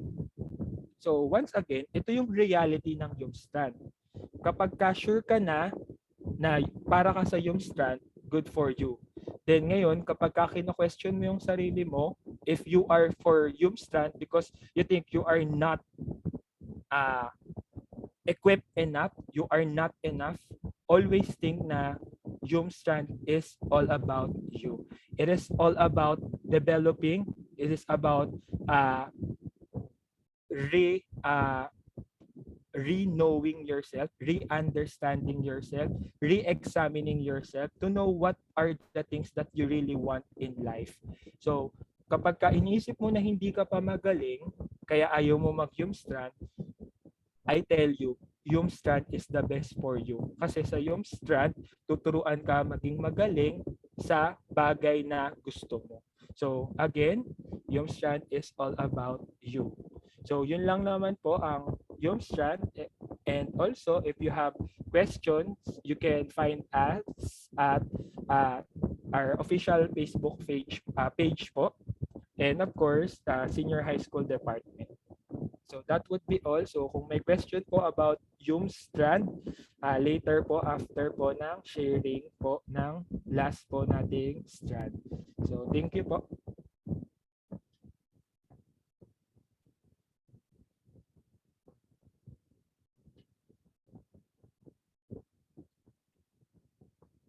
Sir King. Yes, thank you. Thank you, Sir Seb, for your meaningful and very interesting sharing when it comes to UMS. So I hope nalito na namin kayo kung ano ba talagang gusto nyong makuha sa senior high.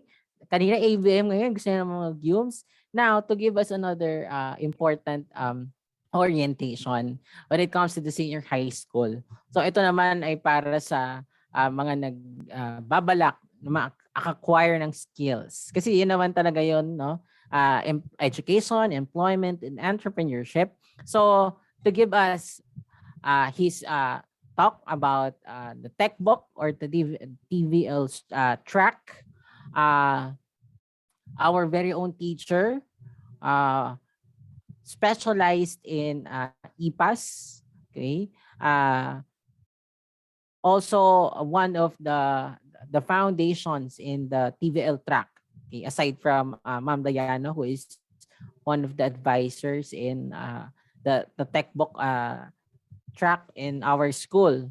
So the very what do you call this one? Ang artistahin ng senior high school, okay, na napakabait, and of course very high-end skill, Sir Dennis Emmanuel Galarosa. Thank you po, Sir King. Good morning po sa lahat. Good morning po, Ma'am Priscilla.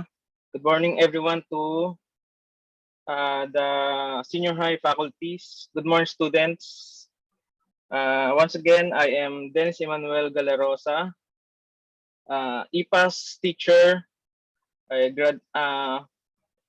Pakilala ko ng konti ulit. I graduated from Don Bosco College in Canlubang with a degree of Bachelor of Science, Technical Education, major in electronics, and I have an 8-year experience inside the industrial electronics scene. So, nag-work ako sa ibang companies before nagturo. Orient ko kayo sa ating strand na EPAS. Okay. So what is EPAS?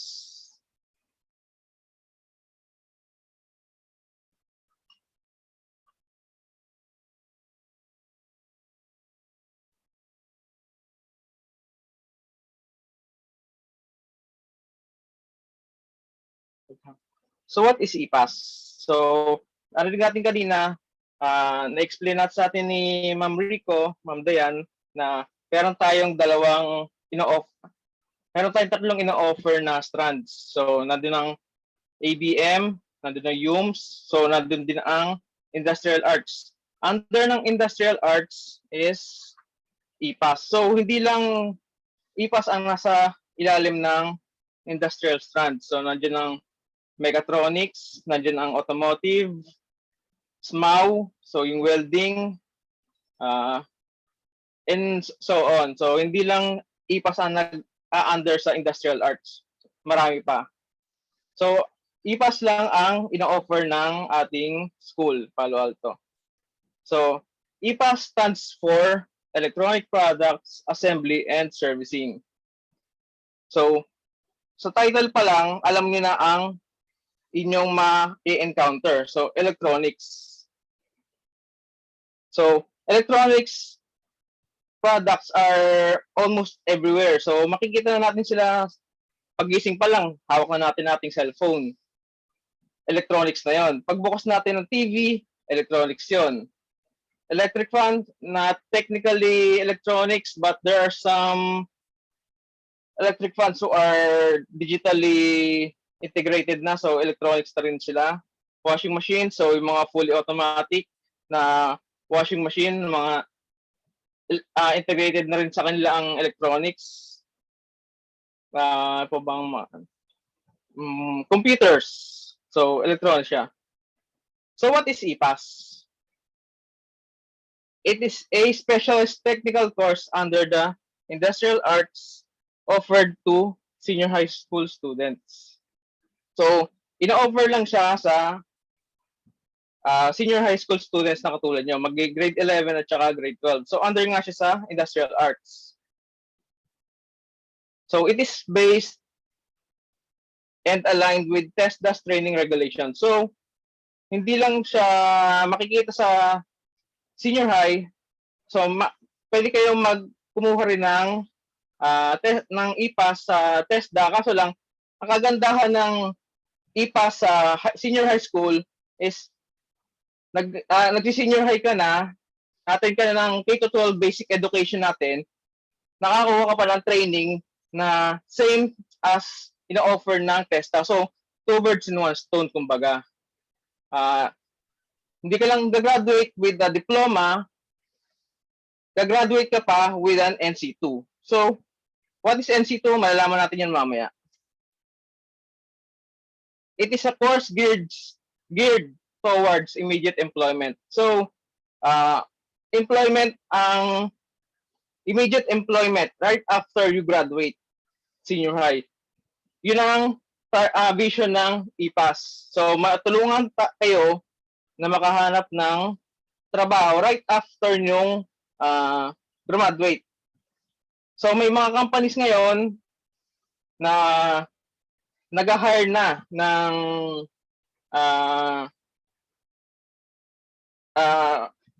trabaho na required is senior high school student, senior high school graduate. So, hindi na katulad dati na kailangan mo maging college graduate or technical or mga vocational courses. Hindi mo na kailangan kumuha ng vocational courses para makapagtrabaho sa mga electronics company ngayon dahil parami na ng parami ang mga companies na nag-employ ng mga students, mga graduate ng senior high school students, lalong-lalo na yung mga galing ng TVL. So, yung mga industrial arts, yun mga hinahanap nila.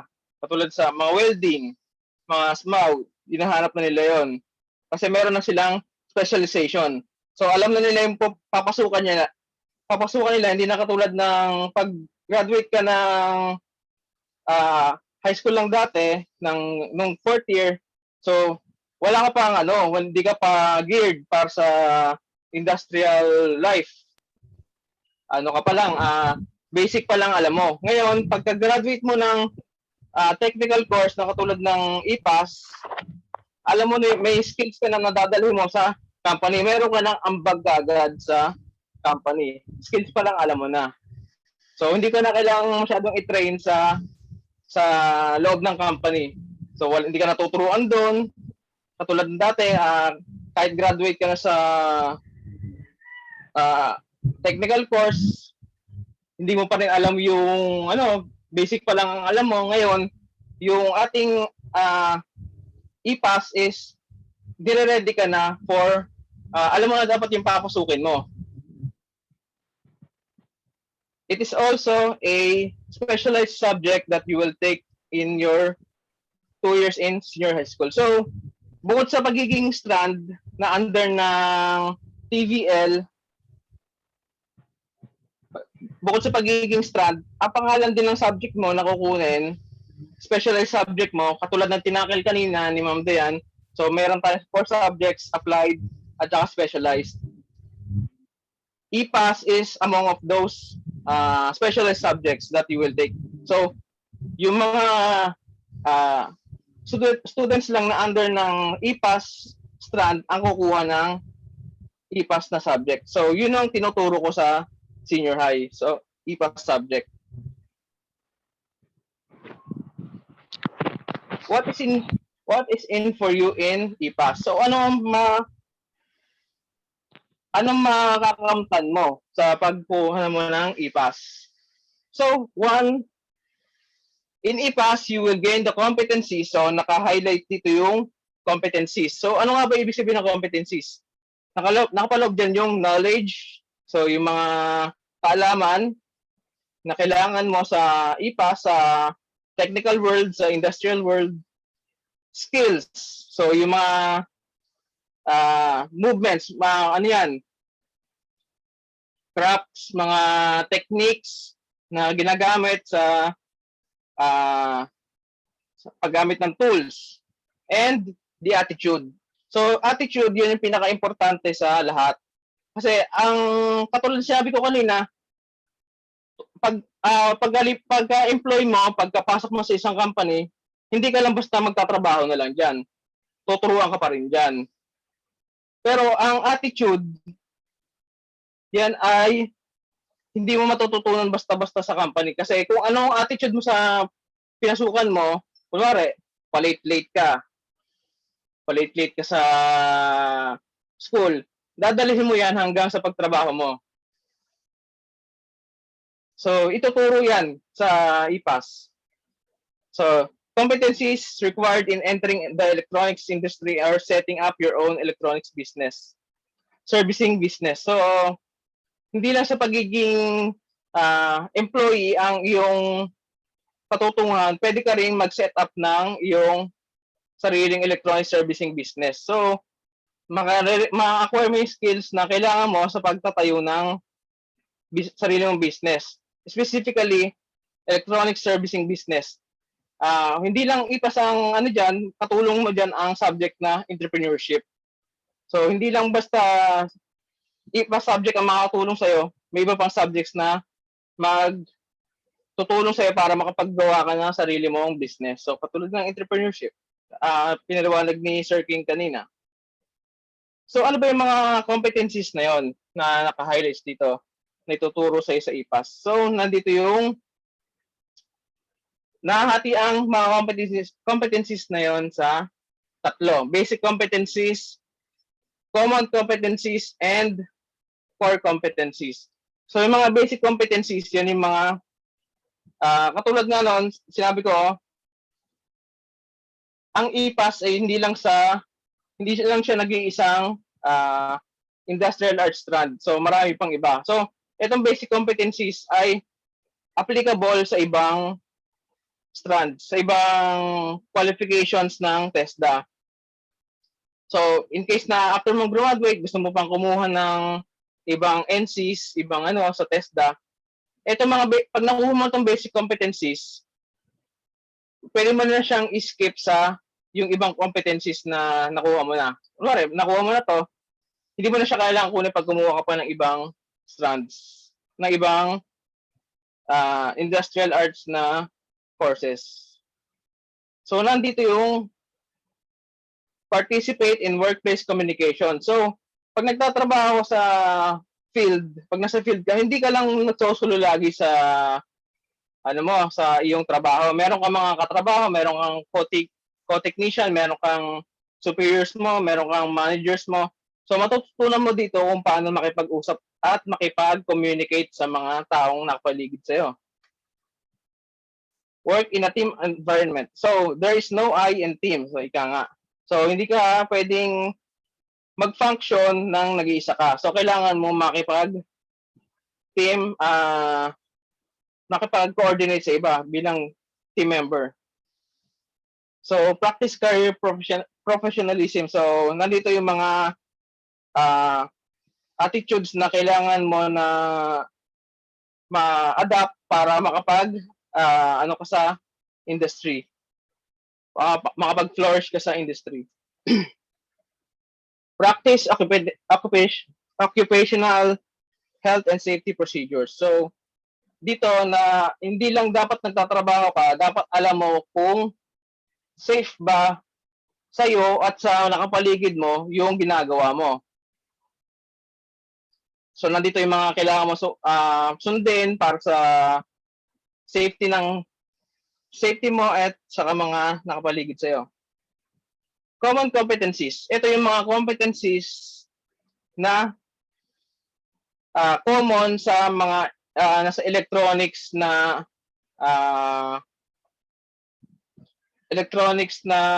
section sa TESDA. So, syempre may iba pang electronics na course sa TESDA, katulad ng mechatronics, at EIM. So ito yung mga kaparehas niya. Pwede mong kung lilipat ka sa EIM, so Electrical Installation Maintenance, EIM for short. Ito yung mga subjects na hindi mo nakukunin pag paglilipat ka sa EIM. So apply quality standards. So nag-apply, makikita mo, malalaman mo yung mga standards para sa mga electrical quantities, mga components, yung mga ina-apply natin sa kanila. So hindi ka lang basta dadampot ng tools and equipments nang wala kang alam. So may standards tayo sa paggamit na yon.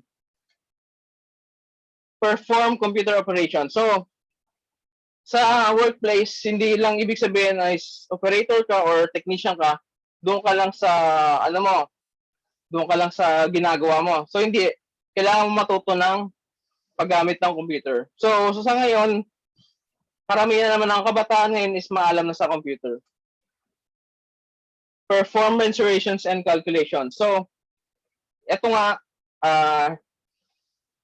dito na napasok yung skills at saka knowledge ng pag-test ng mga pag-compute ng mga electrical quantities katulad ng voltage, amperage, resistance, capacitance. So matututunan natin yung mag-compute ng katulad ng Ohm's law. Yun, matututunan natin yung mag-compute ng Ohm's law.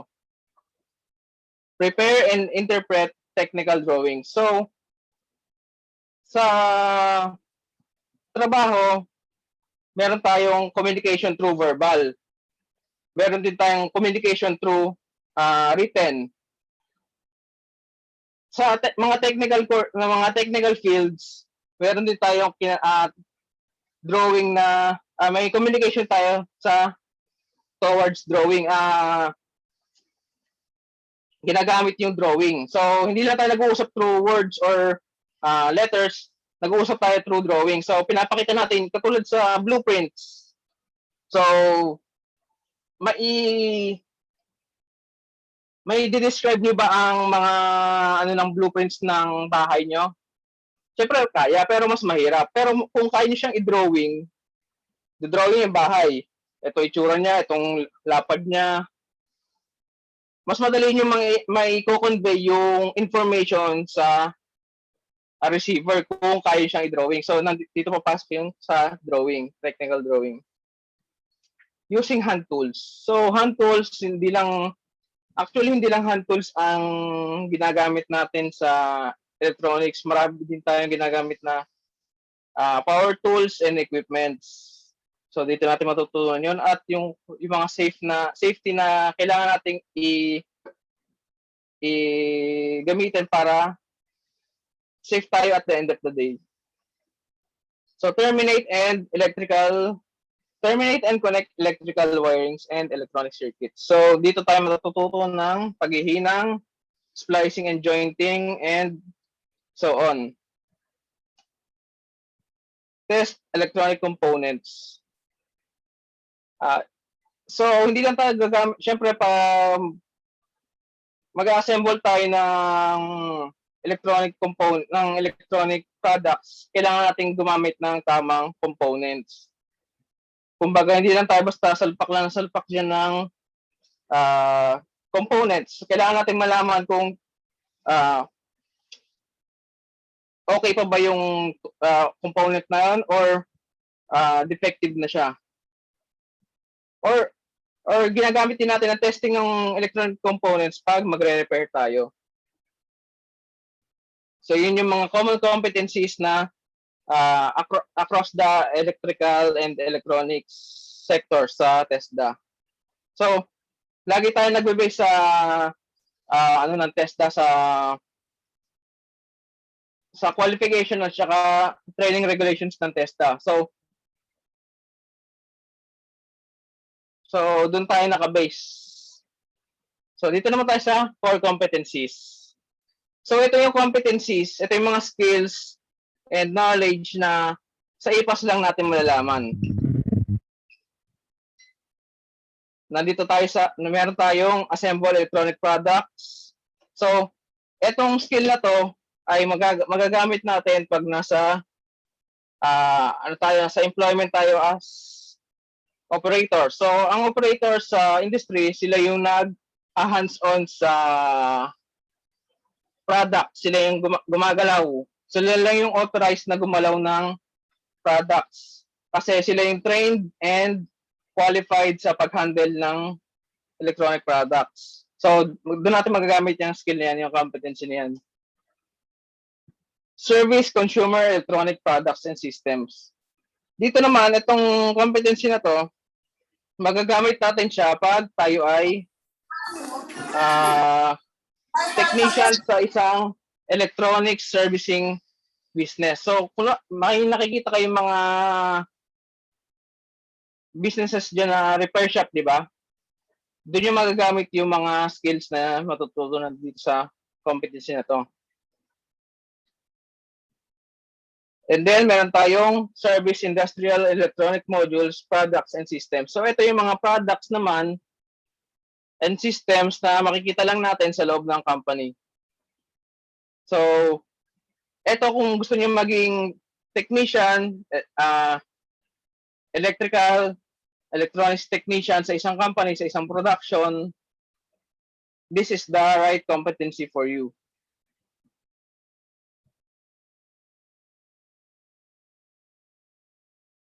So, while talking about those competencies and skills, ano nga bang ginagawa natin sa IPAS? Anong itsura ng sa loob ng classroom ng IPAS?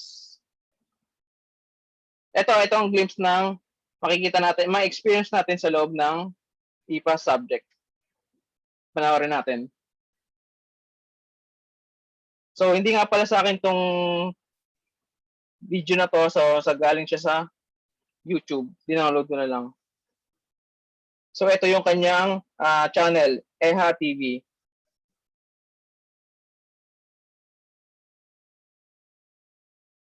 So, ito yung itsura ng loob ng classroom ng IPAS. So, ginagawa nito, na student na to ay nagsusolder at saka nagdi-desolder ng PCB. Kung ano yung PCB, malalaman natin siya sa pag pinili nyo ang IPAS. So, itong PCB na to is, yung mga PCB na pinakita nyo dyan ay mga PCB ng TV, yung CRT TV. So, ito yung pag-handle ng PCB ng TV. Ito yung mga tools na gamit niya. Ito yung desoldering pump. At sa tabi niya ay yung soldering station.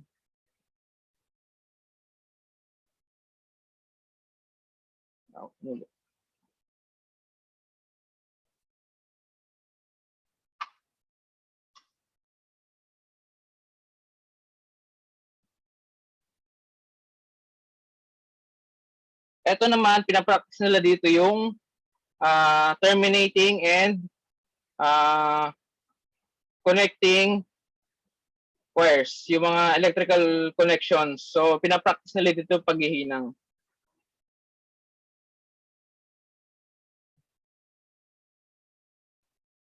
Ito yung loob ng classroom.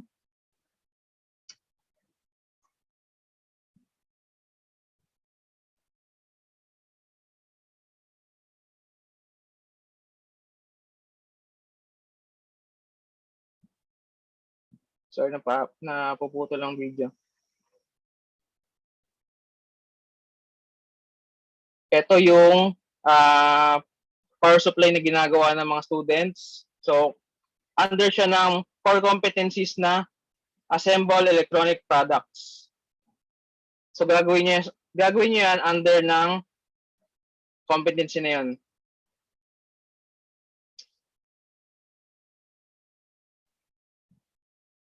Yun.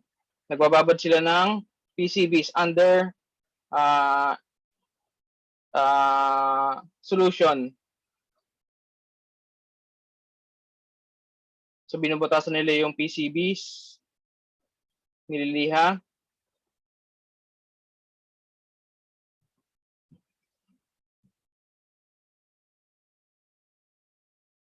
winaward nila sa casing ng PCB.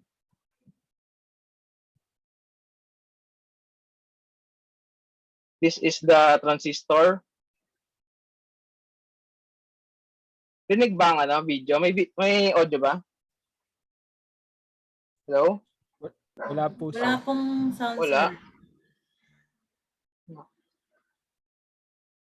Hindi ka naka-share Anyway, audio, sir. tuloy na natin yung video. So, ito yung TV. Instructor ay tinuturo niya yung mga parts ng PCB ng TV. Ito yung CRT, yung mga lumang TV pa bago yung mga flat screen ngayon. So, pinag-aaralan pa rin siya ngayon kahit hindi na siya widely used kasi basic, kailangan natin matutunan yung basic ng repairing ng TV. Motor ng washing machine or electric fan pala to.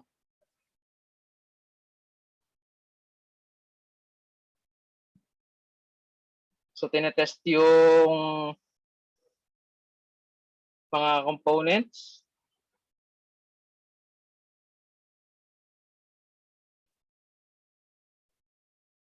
Naghihinang. This is a computer. Oh, amplifier pala siya. Sorry, amplifier. This is a speaker.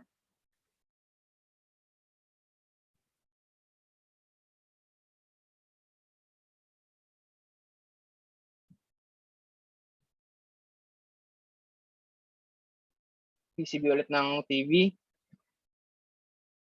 Pinapaikot nila yung motor during pag wala siya sa casing. So, what is this? Water heater.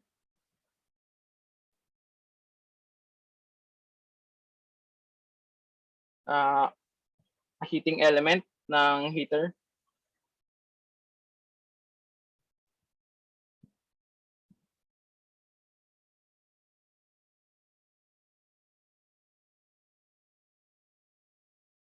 So, ganito ang loob ng classroom. So, ang instructor is nagde-demonstrate siya ng mga kailangan gawin. Tapos, saka gagayahin ng student.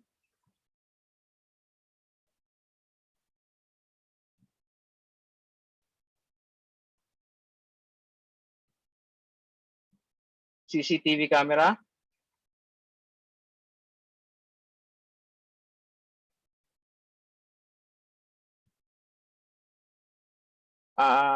Microwave. This is a microwave. So, bukas yung kanyang insides. So, ito yung kanyang electrical insides.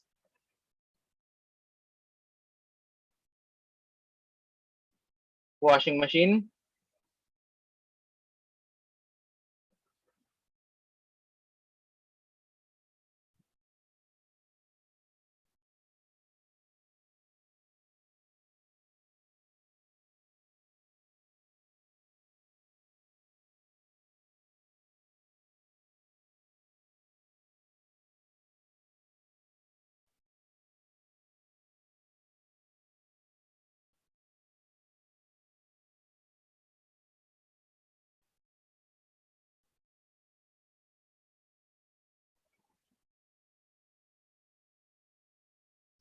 CCTV cameras ulit.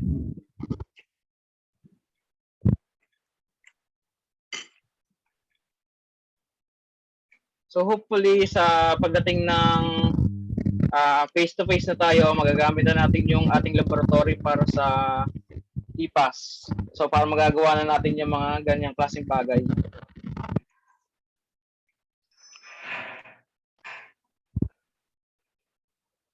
So that's it for the glimpse of what is in IPAS class. So subscribe daw. So next, what is in it for you in IPAS? So in IPAS again, you will be prepared to take on the national assessment and acquire national assessment. So, hindi lang basta pagkatapos mo ng pagka-graduate mo, pagka-take mo ng IPAS, is graduate ka lang. So, magte-take ka ng national assessment na standardized ng TESDA. So, mga TESDA accredited assessors ang mag-a-assess sa skills na acquire mo during our training. And then, pag na-meet mo yung kanilang expectations and standards, you will be awarded with a national certificate or NC2. So, ang NC2, so ginagawad siya ng TESDA. Papel siya para siyang diploma na pwede mo gamitin for your employment. So, para ka na rin kumuha ng vocational course katulad ng 2-year courses ng Don Bosco and Dual Tech. Tapos ano pa siya, accredited pa siya ng TESDA. So TESDA is a government organization that administrates technical training. So ginagawad nila yung NC2 para sa mga nakakapasa sa assessments.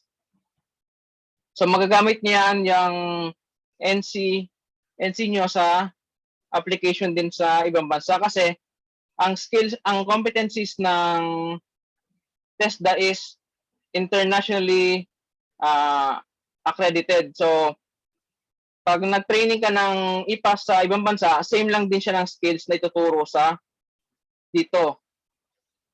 So katulad lang din siya ng skills na ituturo dito sa TESDA. In IPAS, overseas employment is much easier because the learned competencies are internationally standard. So katulad ng in-explain ko kanina, standard siya sa ibang bansa. So kapares lang din siya ng mga ituturo sa ibang bansa. So hindi mo na kailangan mag-aral sa ibang bansa para makapagtrabaho doon. So hindi katulad ng ibang courses dito sa Pilipinas sa college. So hindi siya tinatanggap sa ibang bansa. So para mapagtrabaho ko ng doktor sa ibang bansa, kailangan mo din mag-aral ng doctorate sa ibang bansa, sa bansa na yon. So in IPAS, you are prepared for immediate employment right after you finish high school. So yun nga, geared towards immediate employment. So pwede ka agad magtrabaho ng pagka-graduate mo. What is your career in IPAS? So, industrial technician. Napaliwanag ko na kanina kung anong itsura ng ang ginagawa ng industrial technician. Electronic service technician or business owner. So, kung meron kang capital, pwede kang magtayo ng yung sariling business or pwede ka rin mag-apply bilang technician sa isang business for repairs. ECA or EE student. So, pwede ka nitong i-prepare sa kung balak mo mag-ECE or EE, Electronics, Communication and Engineering or Electrical Engineering, kung ginabalak mo kunin sa college, pwede ka niyang i-prepare dito. Kasi may kinalaman siya sa electronics din at saka sa electrical. So, magagamit mo yung foundation mo kung gusto mong mag-aral ng ECE or EE. OFW. So, pwede kang mas madali ang pag-a-apply sa ibang bansa. So, ito yung glimpse na pwede nyo pasukin sa industrial life. So, sa upper left part, yan mga operators, nag-assemble sila ng products. Sa lower right naman, mga technicians na nag-prepare ng machines. Katulad din nito. Nag-repair din sila machines. So, why choose IPAS advantage and engineering courses like electronics and communication and EE. Electronics industry career advantage both locally and overseas. And electronics business advantages. So ito yung mga pwede mong pasukin pagkatapos yung mag-IPAS. So thank you. Yun lang.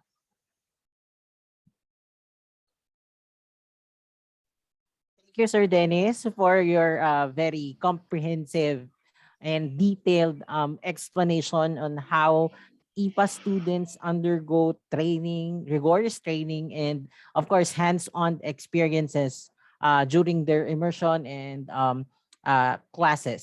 So that's how extensive IPAS is. So para sa mga nagbabalak na mag-acquire ng skills, it's for you to choose IPAS para sa inyong ano. So isa sa mga laging commended na ating actions and activities.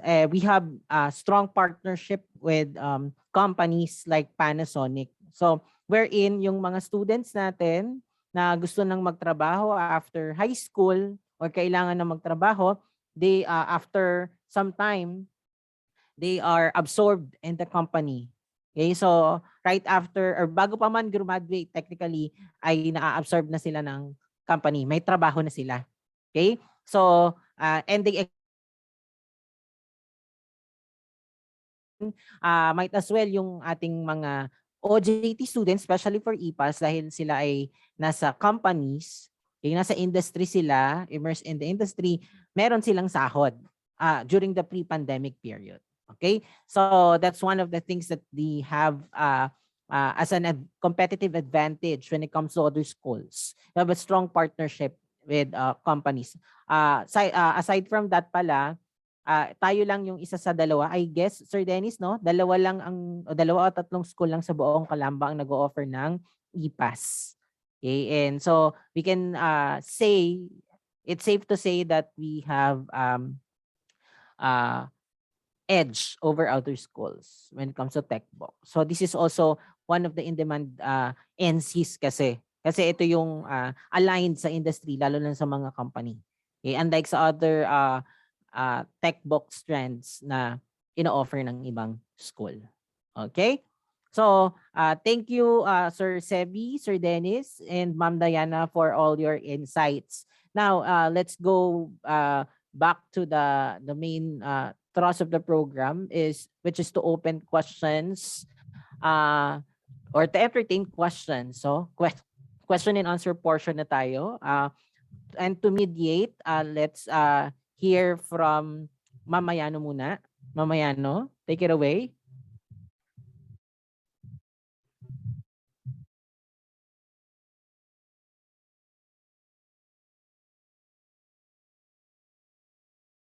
Yeah. Okay, sige. You can type your questions sa ating chat box. Masasagot natin yan. And, meron din tayo na pwede din tayo mag-raise ng hand virtually so we could entertain your questions. We have teachers here from the senior high school department that could answer your questions and expound all what has been delivered and explained. Questions, students, please ask questions. It's your time to clarify all the things that you want to clarify within yourselves. Certain instances or circumstances that you encounter, any barrier that is being faced by you, bakit ka nahihirapan or nahihirapan ka sa pagpili ng strand after all the talks that we have that you have watched or attended. Okay, baka meron kang certain things that you want to clarify. We have the senior high school teachers here aside from our speakers who would like and welcome your questions. Okay. Hello grade 10, nandyan pa ba ang mga grade 10 natin? Okay, pa-heart react nga tayo kung nandyan pa ang mga grade 10 students natin. Sabi nga ni Sir Sebi kanina, we should Okay. So meron ditong isang estudyante. Meron po bang STEM, especially for medical courses po? Kung wala naman po, meron po ba sa Kalamba? Okay. Ma'am Diana, dahil science major siya at the OST scholar, I guess this is the right question for you to answer. Ma'am Diana? Ayan. So regarding sa STEM, currently wala pang STEM sa Palo Alto, sa PAIS, ano? Pero alam ko they're planning to have STEM kasi medyo in demand talaga yung STEM, no? Marami naghahanap niyan, no? But in Calamba, alam ko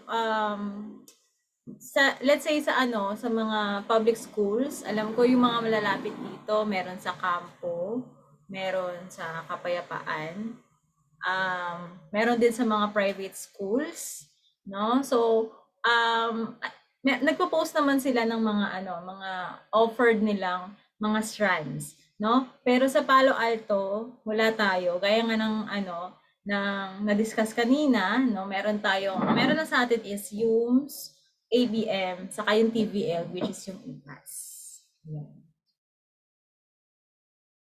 Yan. So, for medical courses, lahat ng courses that you want to pursue in college, pagdating sa science, technology, engineering, and mathematics, so STEM po yung kinukuha talaga. Ano? STEM po yan. So, ayun nga yung sinasabi natin, STEM is a broad field kasi nandyan yung math, nandyan yung engineering, nandyan yung science and technology. Okay? So, you need to take that. Kasi meron kayong tatlong bawat tatlong science courses, tatlong math courses or subjects. So, yun po. Yun, permission to speak, Sir King. Siguro po Ah, tinatanong din ito ng student na to ay kung may STEM po na naka-aligned, especially aligned sa medical courses. Meron po sa UST po, yung senior high school po ng UST, naka-specialize yung STEM nila either for engineering at medical courses. Yun lang po yung alam ko na STEM na naka-specialize sa medical. Sila lang yung alam ko so far. So kung yun po yung bali sa high UST. ano yun specialized kasi yung school nila, including sa sa CEU, yung mga gustong mag-dentistry, doon na talaga sa kanila nagsi-senior high school kasi their program in the senior high school is patterned after their curriculum in their college program. Now for the ABM naman, sa Enderan College, you know Enderan in BGC. So ang ano nila, they have the AP, Advanced Proficiency. Parang dalawa lang ata sa Philippines yung may ganung acknowledge ng DepEd tsaka ng CHED. Yon. So meron silang advanced proficiency program na may mga certain subjects na ibinababa from college. Tapos there is a smooth transition between senior high school and their college program. So yun, may mga ganong factor. So going back to the main question, medical courses designed for or patterned after the college courses for their senior high school curriculum. So yun yung may mga ganun. Pero since if it's not a choice for them, UST at saka CEU, halimbawa dentistry, you could settle naman for STEM because that's a general curriculum and as well as it's accepted kahit mag-pharmacy ka, mga allied courses, mag-physical therapy, mag-nursing, yan, mag-STEM kayo. Okay? Yung mga engineering, ganun din po. Yan. More questions? So we could give the floor to other senior high school teachers.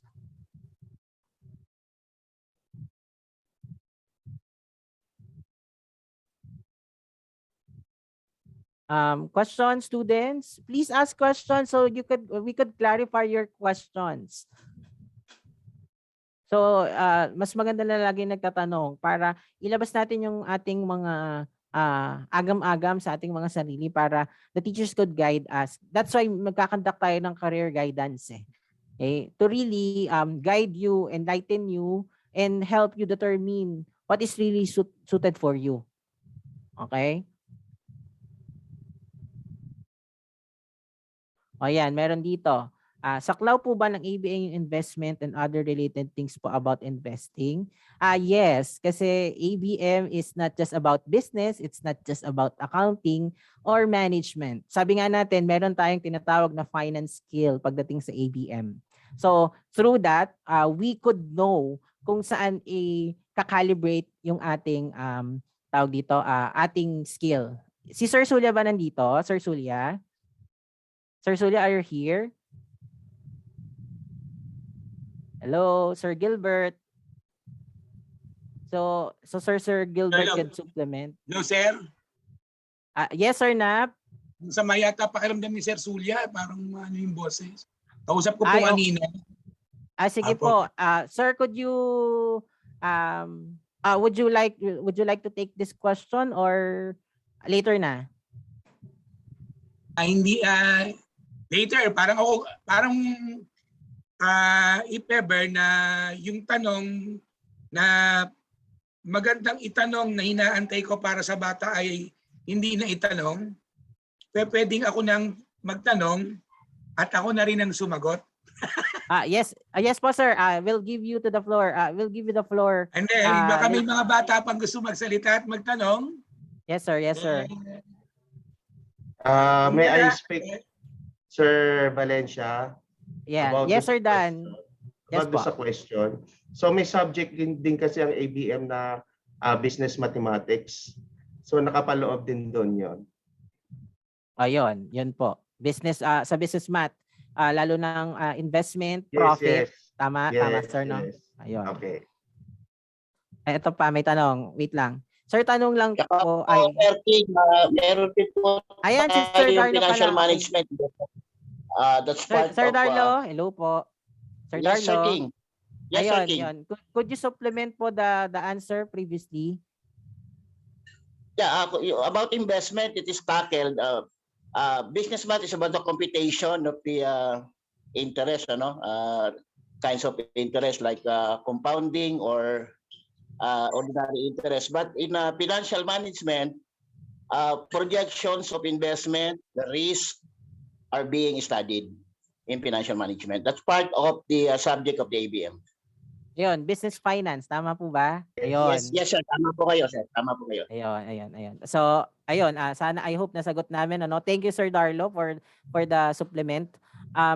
Sir, tanong lang po, may question pa dito. Sir, tanong lang po, paano po pag ABM yung kinuha nyo? Pwede po ba yon kahit hindi ka na mag-aral ng grade 11 and 12?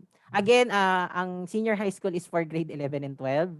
So, yun yung tatapusin mo. Baka college, hindi ka na mag-aral ng college. Well, if you feel that you are competent enough and you feel that you have now the capacity, and we hope so, it's okay. You want to start your own business, it's okay. But if you feel that you would want to become an employee in the upcoming years sa ibang company, they have certain qualifications. And you cannot secure the position if high school graduate tayo. Ano po? So, yun, sayang din yung skill. Sayang yung skill nyo.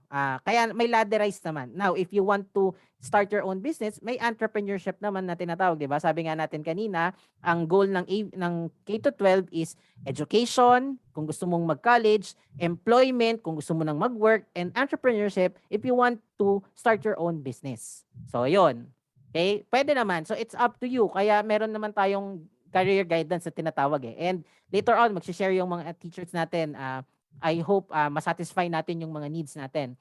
Paano po mag-senior high school sa ibang public school dito sa Calamba na may STEM? Paano po yung process? You just need to inquire to them. Yeah, yun lang naman yung process. Usually, yung mga requirements nila, it follows na lang. Pero the first thing is magpapalista, lalo na kapag public school yan. Okay? 'Di ba gaya ng ginagawa natin sa Palo Alto? It is very similar sa other public schools. Kung private, edi you ask for them kung ano yung mga kailangan. Okay? So, Sir, dagdag ko lang. Yes, Ma'am Diana po. Yung doon sa question kanina about kung pwedeng hindi na mag-senior high school, no? Siguro iniisip ng other students na katulad dati, ang katapusan ng high school is grade 10 or yung 4th year, dahil may senior high school, ang diploma for katunayan na katapos ka sa high school is nasa senior high school. no? After mo ng grade 10, moving up ang tawag doon. Hindi pa yun graduation. Ang totoong graduation of high school na ay nasa grade 12. Okay? So, kaya nga ginawa ang senior high school, no, para maging ready ka na, no? It's either for employment, education, or business.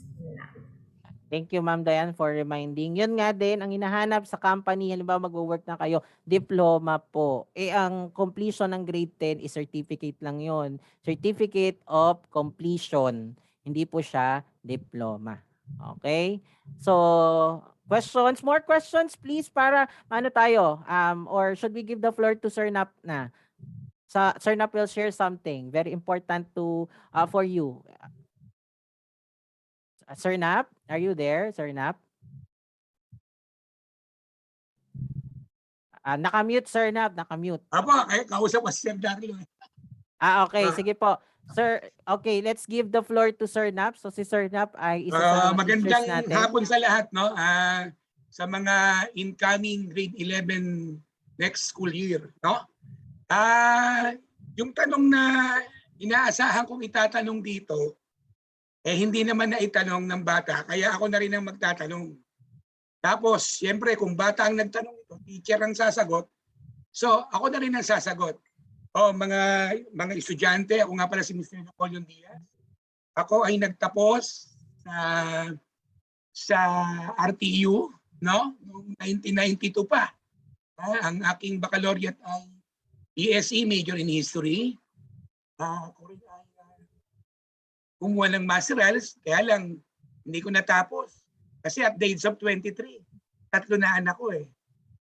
Sinuwerte naman akong matapos noong 2019 ng masterals, major in SOCSI, Social Science. No? So, yun po, pinakilala ko lang nung maiksi ang aking sarili. Ang tanong ko is ito, no? Ito, no? Panahon ito kasi kung ng pagdidesisyon kung anong track ang inyong kukunin. At ito ay napakahalaga para sa inyo. Kaya hindi ito biro-biro. Para kang naglalala ng banig. Alam niyo ba yung naglalala ng banig? Nagwiwib. Once na nagwiwib, kung magwiwib ka ng banig, sa unang suksok mo, mali. Tandaan mo yan. Hindi mo matatapos ito. Kaya dapat yung straight na isusuksok mo sa unang suksok pa lang, tama na. Kumbaga sana ito na eh. Papasok tayo sa entrada. Unang suksok, kinakailangan tama para mabuo niyo yung banig. Ibig sabihin, unang pasok niyo, kinakailangan alam niyo na kung anong strand ang inyong kukunin. Ito ngayon ang tanong ko. Paano kung 2 kurso ang gusto mo? Paano ka gagamit ng matalinong pamimili? Yun ang tanong ko sa yun ang inaantay kong tanong. Paano kung 2 kurso? Yun ang no? Kasi palagi ko amenable naman yung iba, no? Because nangyari sa akin yan eh. At alam kong nangyari sa inyo yan. Kaya nga tayo may gas stand. Kasi yung gas ay para sa mga batang hindi pa nakapag-desisyon because most probably, no? 2, 3 o higit pang strand ang kanilang gusto. Hindi pa lang nga sila nakapag-desisyon. Okay, paano gagamit ng matalinong pamimili? No? Ito ay ang base sa aking pananaw. No? Una kasi, hindi pwede yung gusto mo lang. Gusto kong mag-teacher eh. Gusto kong mag-nurse kasi ang ganda ng forma ng nurse, ang puti ng suot. No? No? Hindi pwede yung ganun na gusto mo lang. Kailangan kaya mo. No? Hindi you should know your ability and capability. No? Kasi pagka hindi mo we should know also your limitations. May limitasyon tayo. Pag alam mo hindi ka magaling sa math, hindi ka ng engineering. Di ba? Nakukuha niyo siguro ako. No? Kung saan ka magaling, yun ang pagyamanin mo. Doon ka mag-focus. Yun. So hindi pwede yung gusto mo lang. kailangan kaya mo. Huwag yung suntok sa buwan. Dahil kung halimbawa, kung saan ka magaling, kung magaling ka sa filosofiya, may mag-abugas ka. No? At doon, abogado ka na. Be the best of whoever you are. Ito ngayon, magaling ako sa filosofiya. No? Halimbawa lang. No? Gusto mong mag-abogado. Kayang-kaya mo. Pukote mo eh. Utak mo. Ito ngayon ang problema. Ha? Hindi pa pwedeng kaya ng isip mo lang. Kaya ba ng bulsa mo? Kaya ba ito ng bulsa mo? No. Pag hindi kaya ng bulsa mo, tapos ka. Hindi pwedeng kaya mo lang yung subject. Kinakailangan kaya din ng bulsa ng mga magulang mo. No? Tapos kung ikaw ay working student, financially, you can support your study. May share ko lang to, no? Alam nyo, gusto kong mag-abogado nun eh. Kaya lang, biktima ako ng kahirapan eh. Kaya ang inisip ko, kumuha ng BS, major in history. Pag nakatapos ako, kukuha ko ng magmamasiral ako, pupunta ako ng Polsai. Pagka naging Polsai, tapos ako ng Polsai, mag-aabugas siya ako. Hindi rin nangyari. Dahil, ayun, at the age of 19, asawa na ako. Kaya parang ayaw tapos, kung ano man yung mga kinukuha nyo, ito lang masasabi ko, huwag kayong mag-asawa ng maaga. No, so yun, ano? Ngayon ang aking naging experience. Ikatlo, ha? O ikatlo, para mapili nyo yung tama, ha? Ikatlo, sipin nyo. Pag nakatapos kaya ako ng kurso ito, matatanggap ako ng institusyon na papasukan ko. Halimbawa, kukuha ko ng criminology, natapos ako ng criminology, ako ba ay magiging pulis?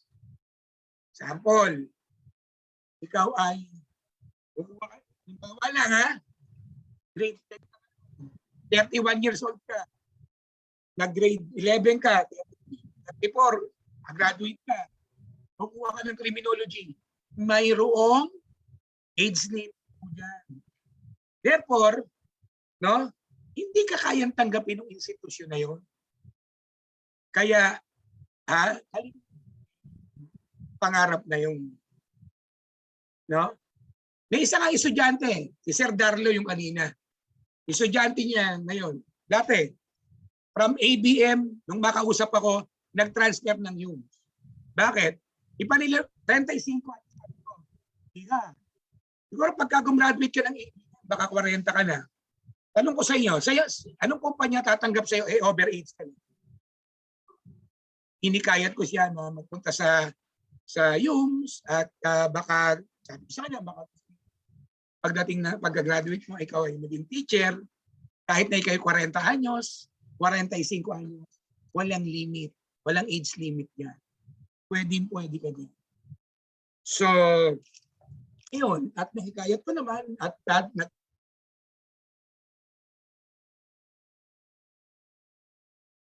nagkakamali, no? Yun lang ang masasabi ko kasi panahon na ito pagdidesisyon kung ano yung tama para sa inyo. At time is gold. It is more than gold, mga bata. No? It's not it is not just gold. No? Hindi lang ito ginto. You cannot turn back. Pag ang oras ay nawala sa ito, kukuha ka ngayon sa ganito. Nabukasan tayo, lipat ka na naman sa ganitong kurso. Tatanda ka na lang doon. You cannot turn back.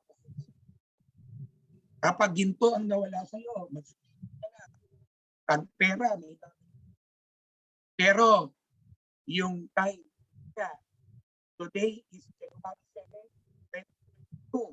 Bukas, January 7. Bukas, sasabihin nyo, ang January 7, hindi mo na kaya. Pero turn back na.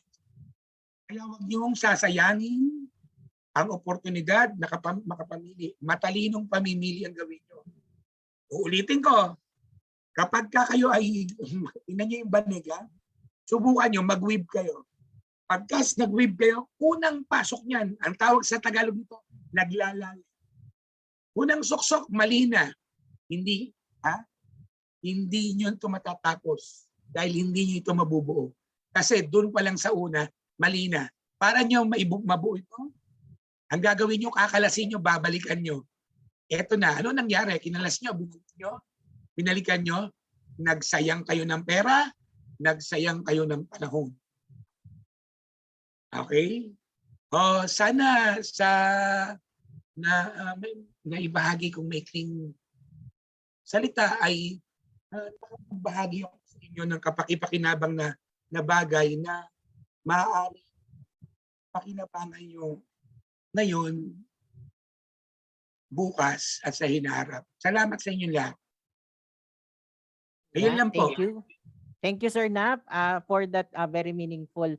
So the gist of the talk, no, is about choosing wisely.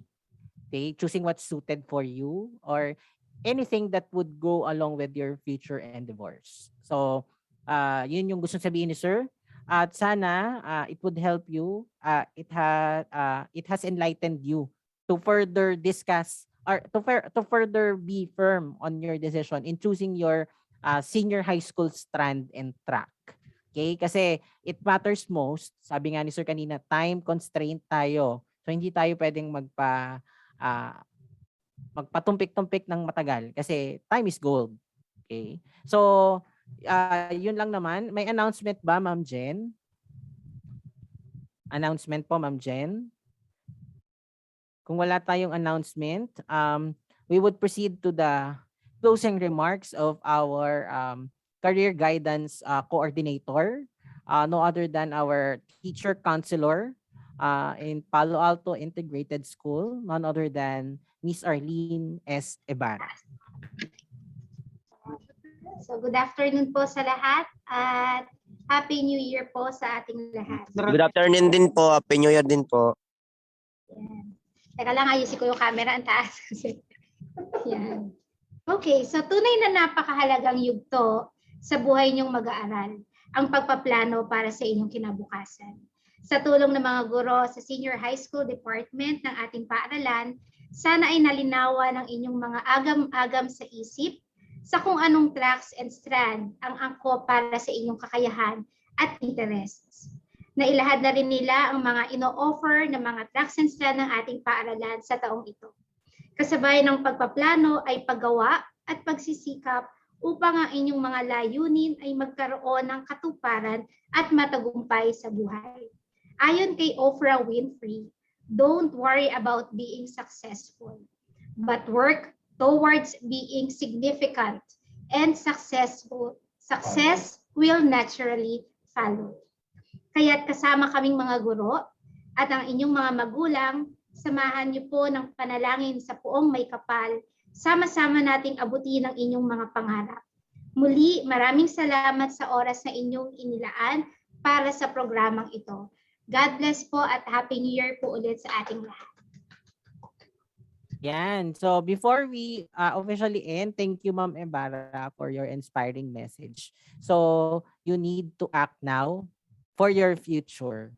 Okay? So bago natin tapusin ito, kailangan muna natin magkaroon ng photo off. So paki-open muna ng inyong mga cameras para sa ating photo off. Ma'am Diana, can you, sinong magpipicture? Ayan. Help na lang din. Okay, sige ako na lang. Yan, pa-open ng camera, students. Yan, Sir Dan, thank you. Yan. Okay. At 3 slides tayo ha, so 3 posts kasi hindi lahat kita sa aking slide. Ayan, yan. Okay. Okay, 1, 2, 3. Okay, isa pa ha. 2 pa pala, sorry. Para ano, wait lang. Sir King, sabi mo kung tapos na para hihinga na ako. Sir, hindi naman kita yung chan. Pwede Ganun ba? kayo huminga. Okay, second. Pwede po magwaki, sir. Sir, pwede po magwaki. Later yung waki natin. Formal muna tayo. Okay. Ah, Okay, 1, 2, 3. Okay. Last shot. Last shot. Okay, wait lang. Okay, last slide para makuha natin lahat. Sir, Yan, pwede po paon ng mag-waki? camera. Later, formal muna. Okay, 1, 2, 3. Okay, and then you do the walkie. Yan. Okay, so yan. Thank you again, grade 10, for your thank you again for your participation in our career guidance. I hope na enlightened natin ang bawat isa sa inyong mga queries, sa inyong mga mga katanungan agam-agam. So, it's really important ang senior high school, no, ang pagpili ng tamang track para sa pag-upgrade natin sa susunod na part ng ating buhay. Either mag-aaral kayo, magtatrabaho, or magbi-business. So, with that, thank you very much again, and have scrumptious lunch, and thank you for your participation. Mabuhay, God bless. Before we end pala, no, Ma'am Diana, the singing of the very important one, the Palo Alto hymn para sa mga estudyante.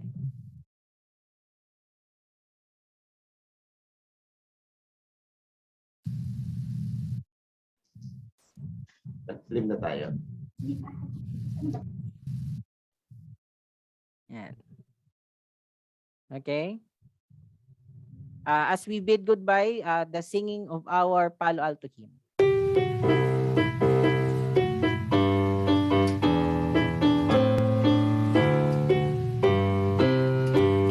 You're the torch that guides our way, Palo Alto high. From the fields and from afar, we come to seek your light. We will try to keep your name glowing with more flame. From the schools and from afar, we share the flame of love. You're the hope of men, you're Sir, wala pong sound. pillar of democracy and light. Alma mater dear, we will always hear Palo Alto, high oh hey. Sa liblib nitong parang ikaw ang tanglaw. Ang sundo mo ay ilaw dito aming buhay. Sa aming diwa ay ipinunla ang pag-ibig sa paglalaya. Palo Alto, hay ngalan Alto, hay ngalan mo'y tunay, di ka mapapantayan.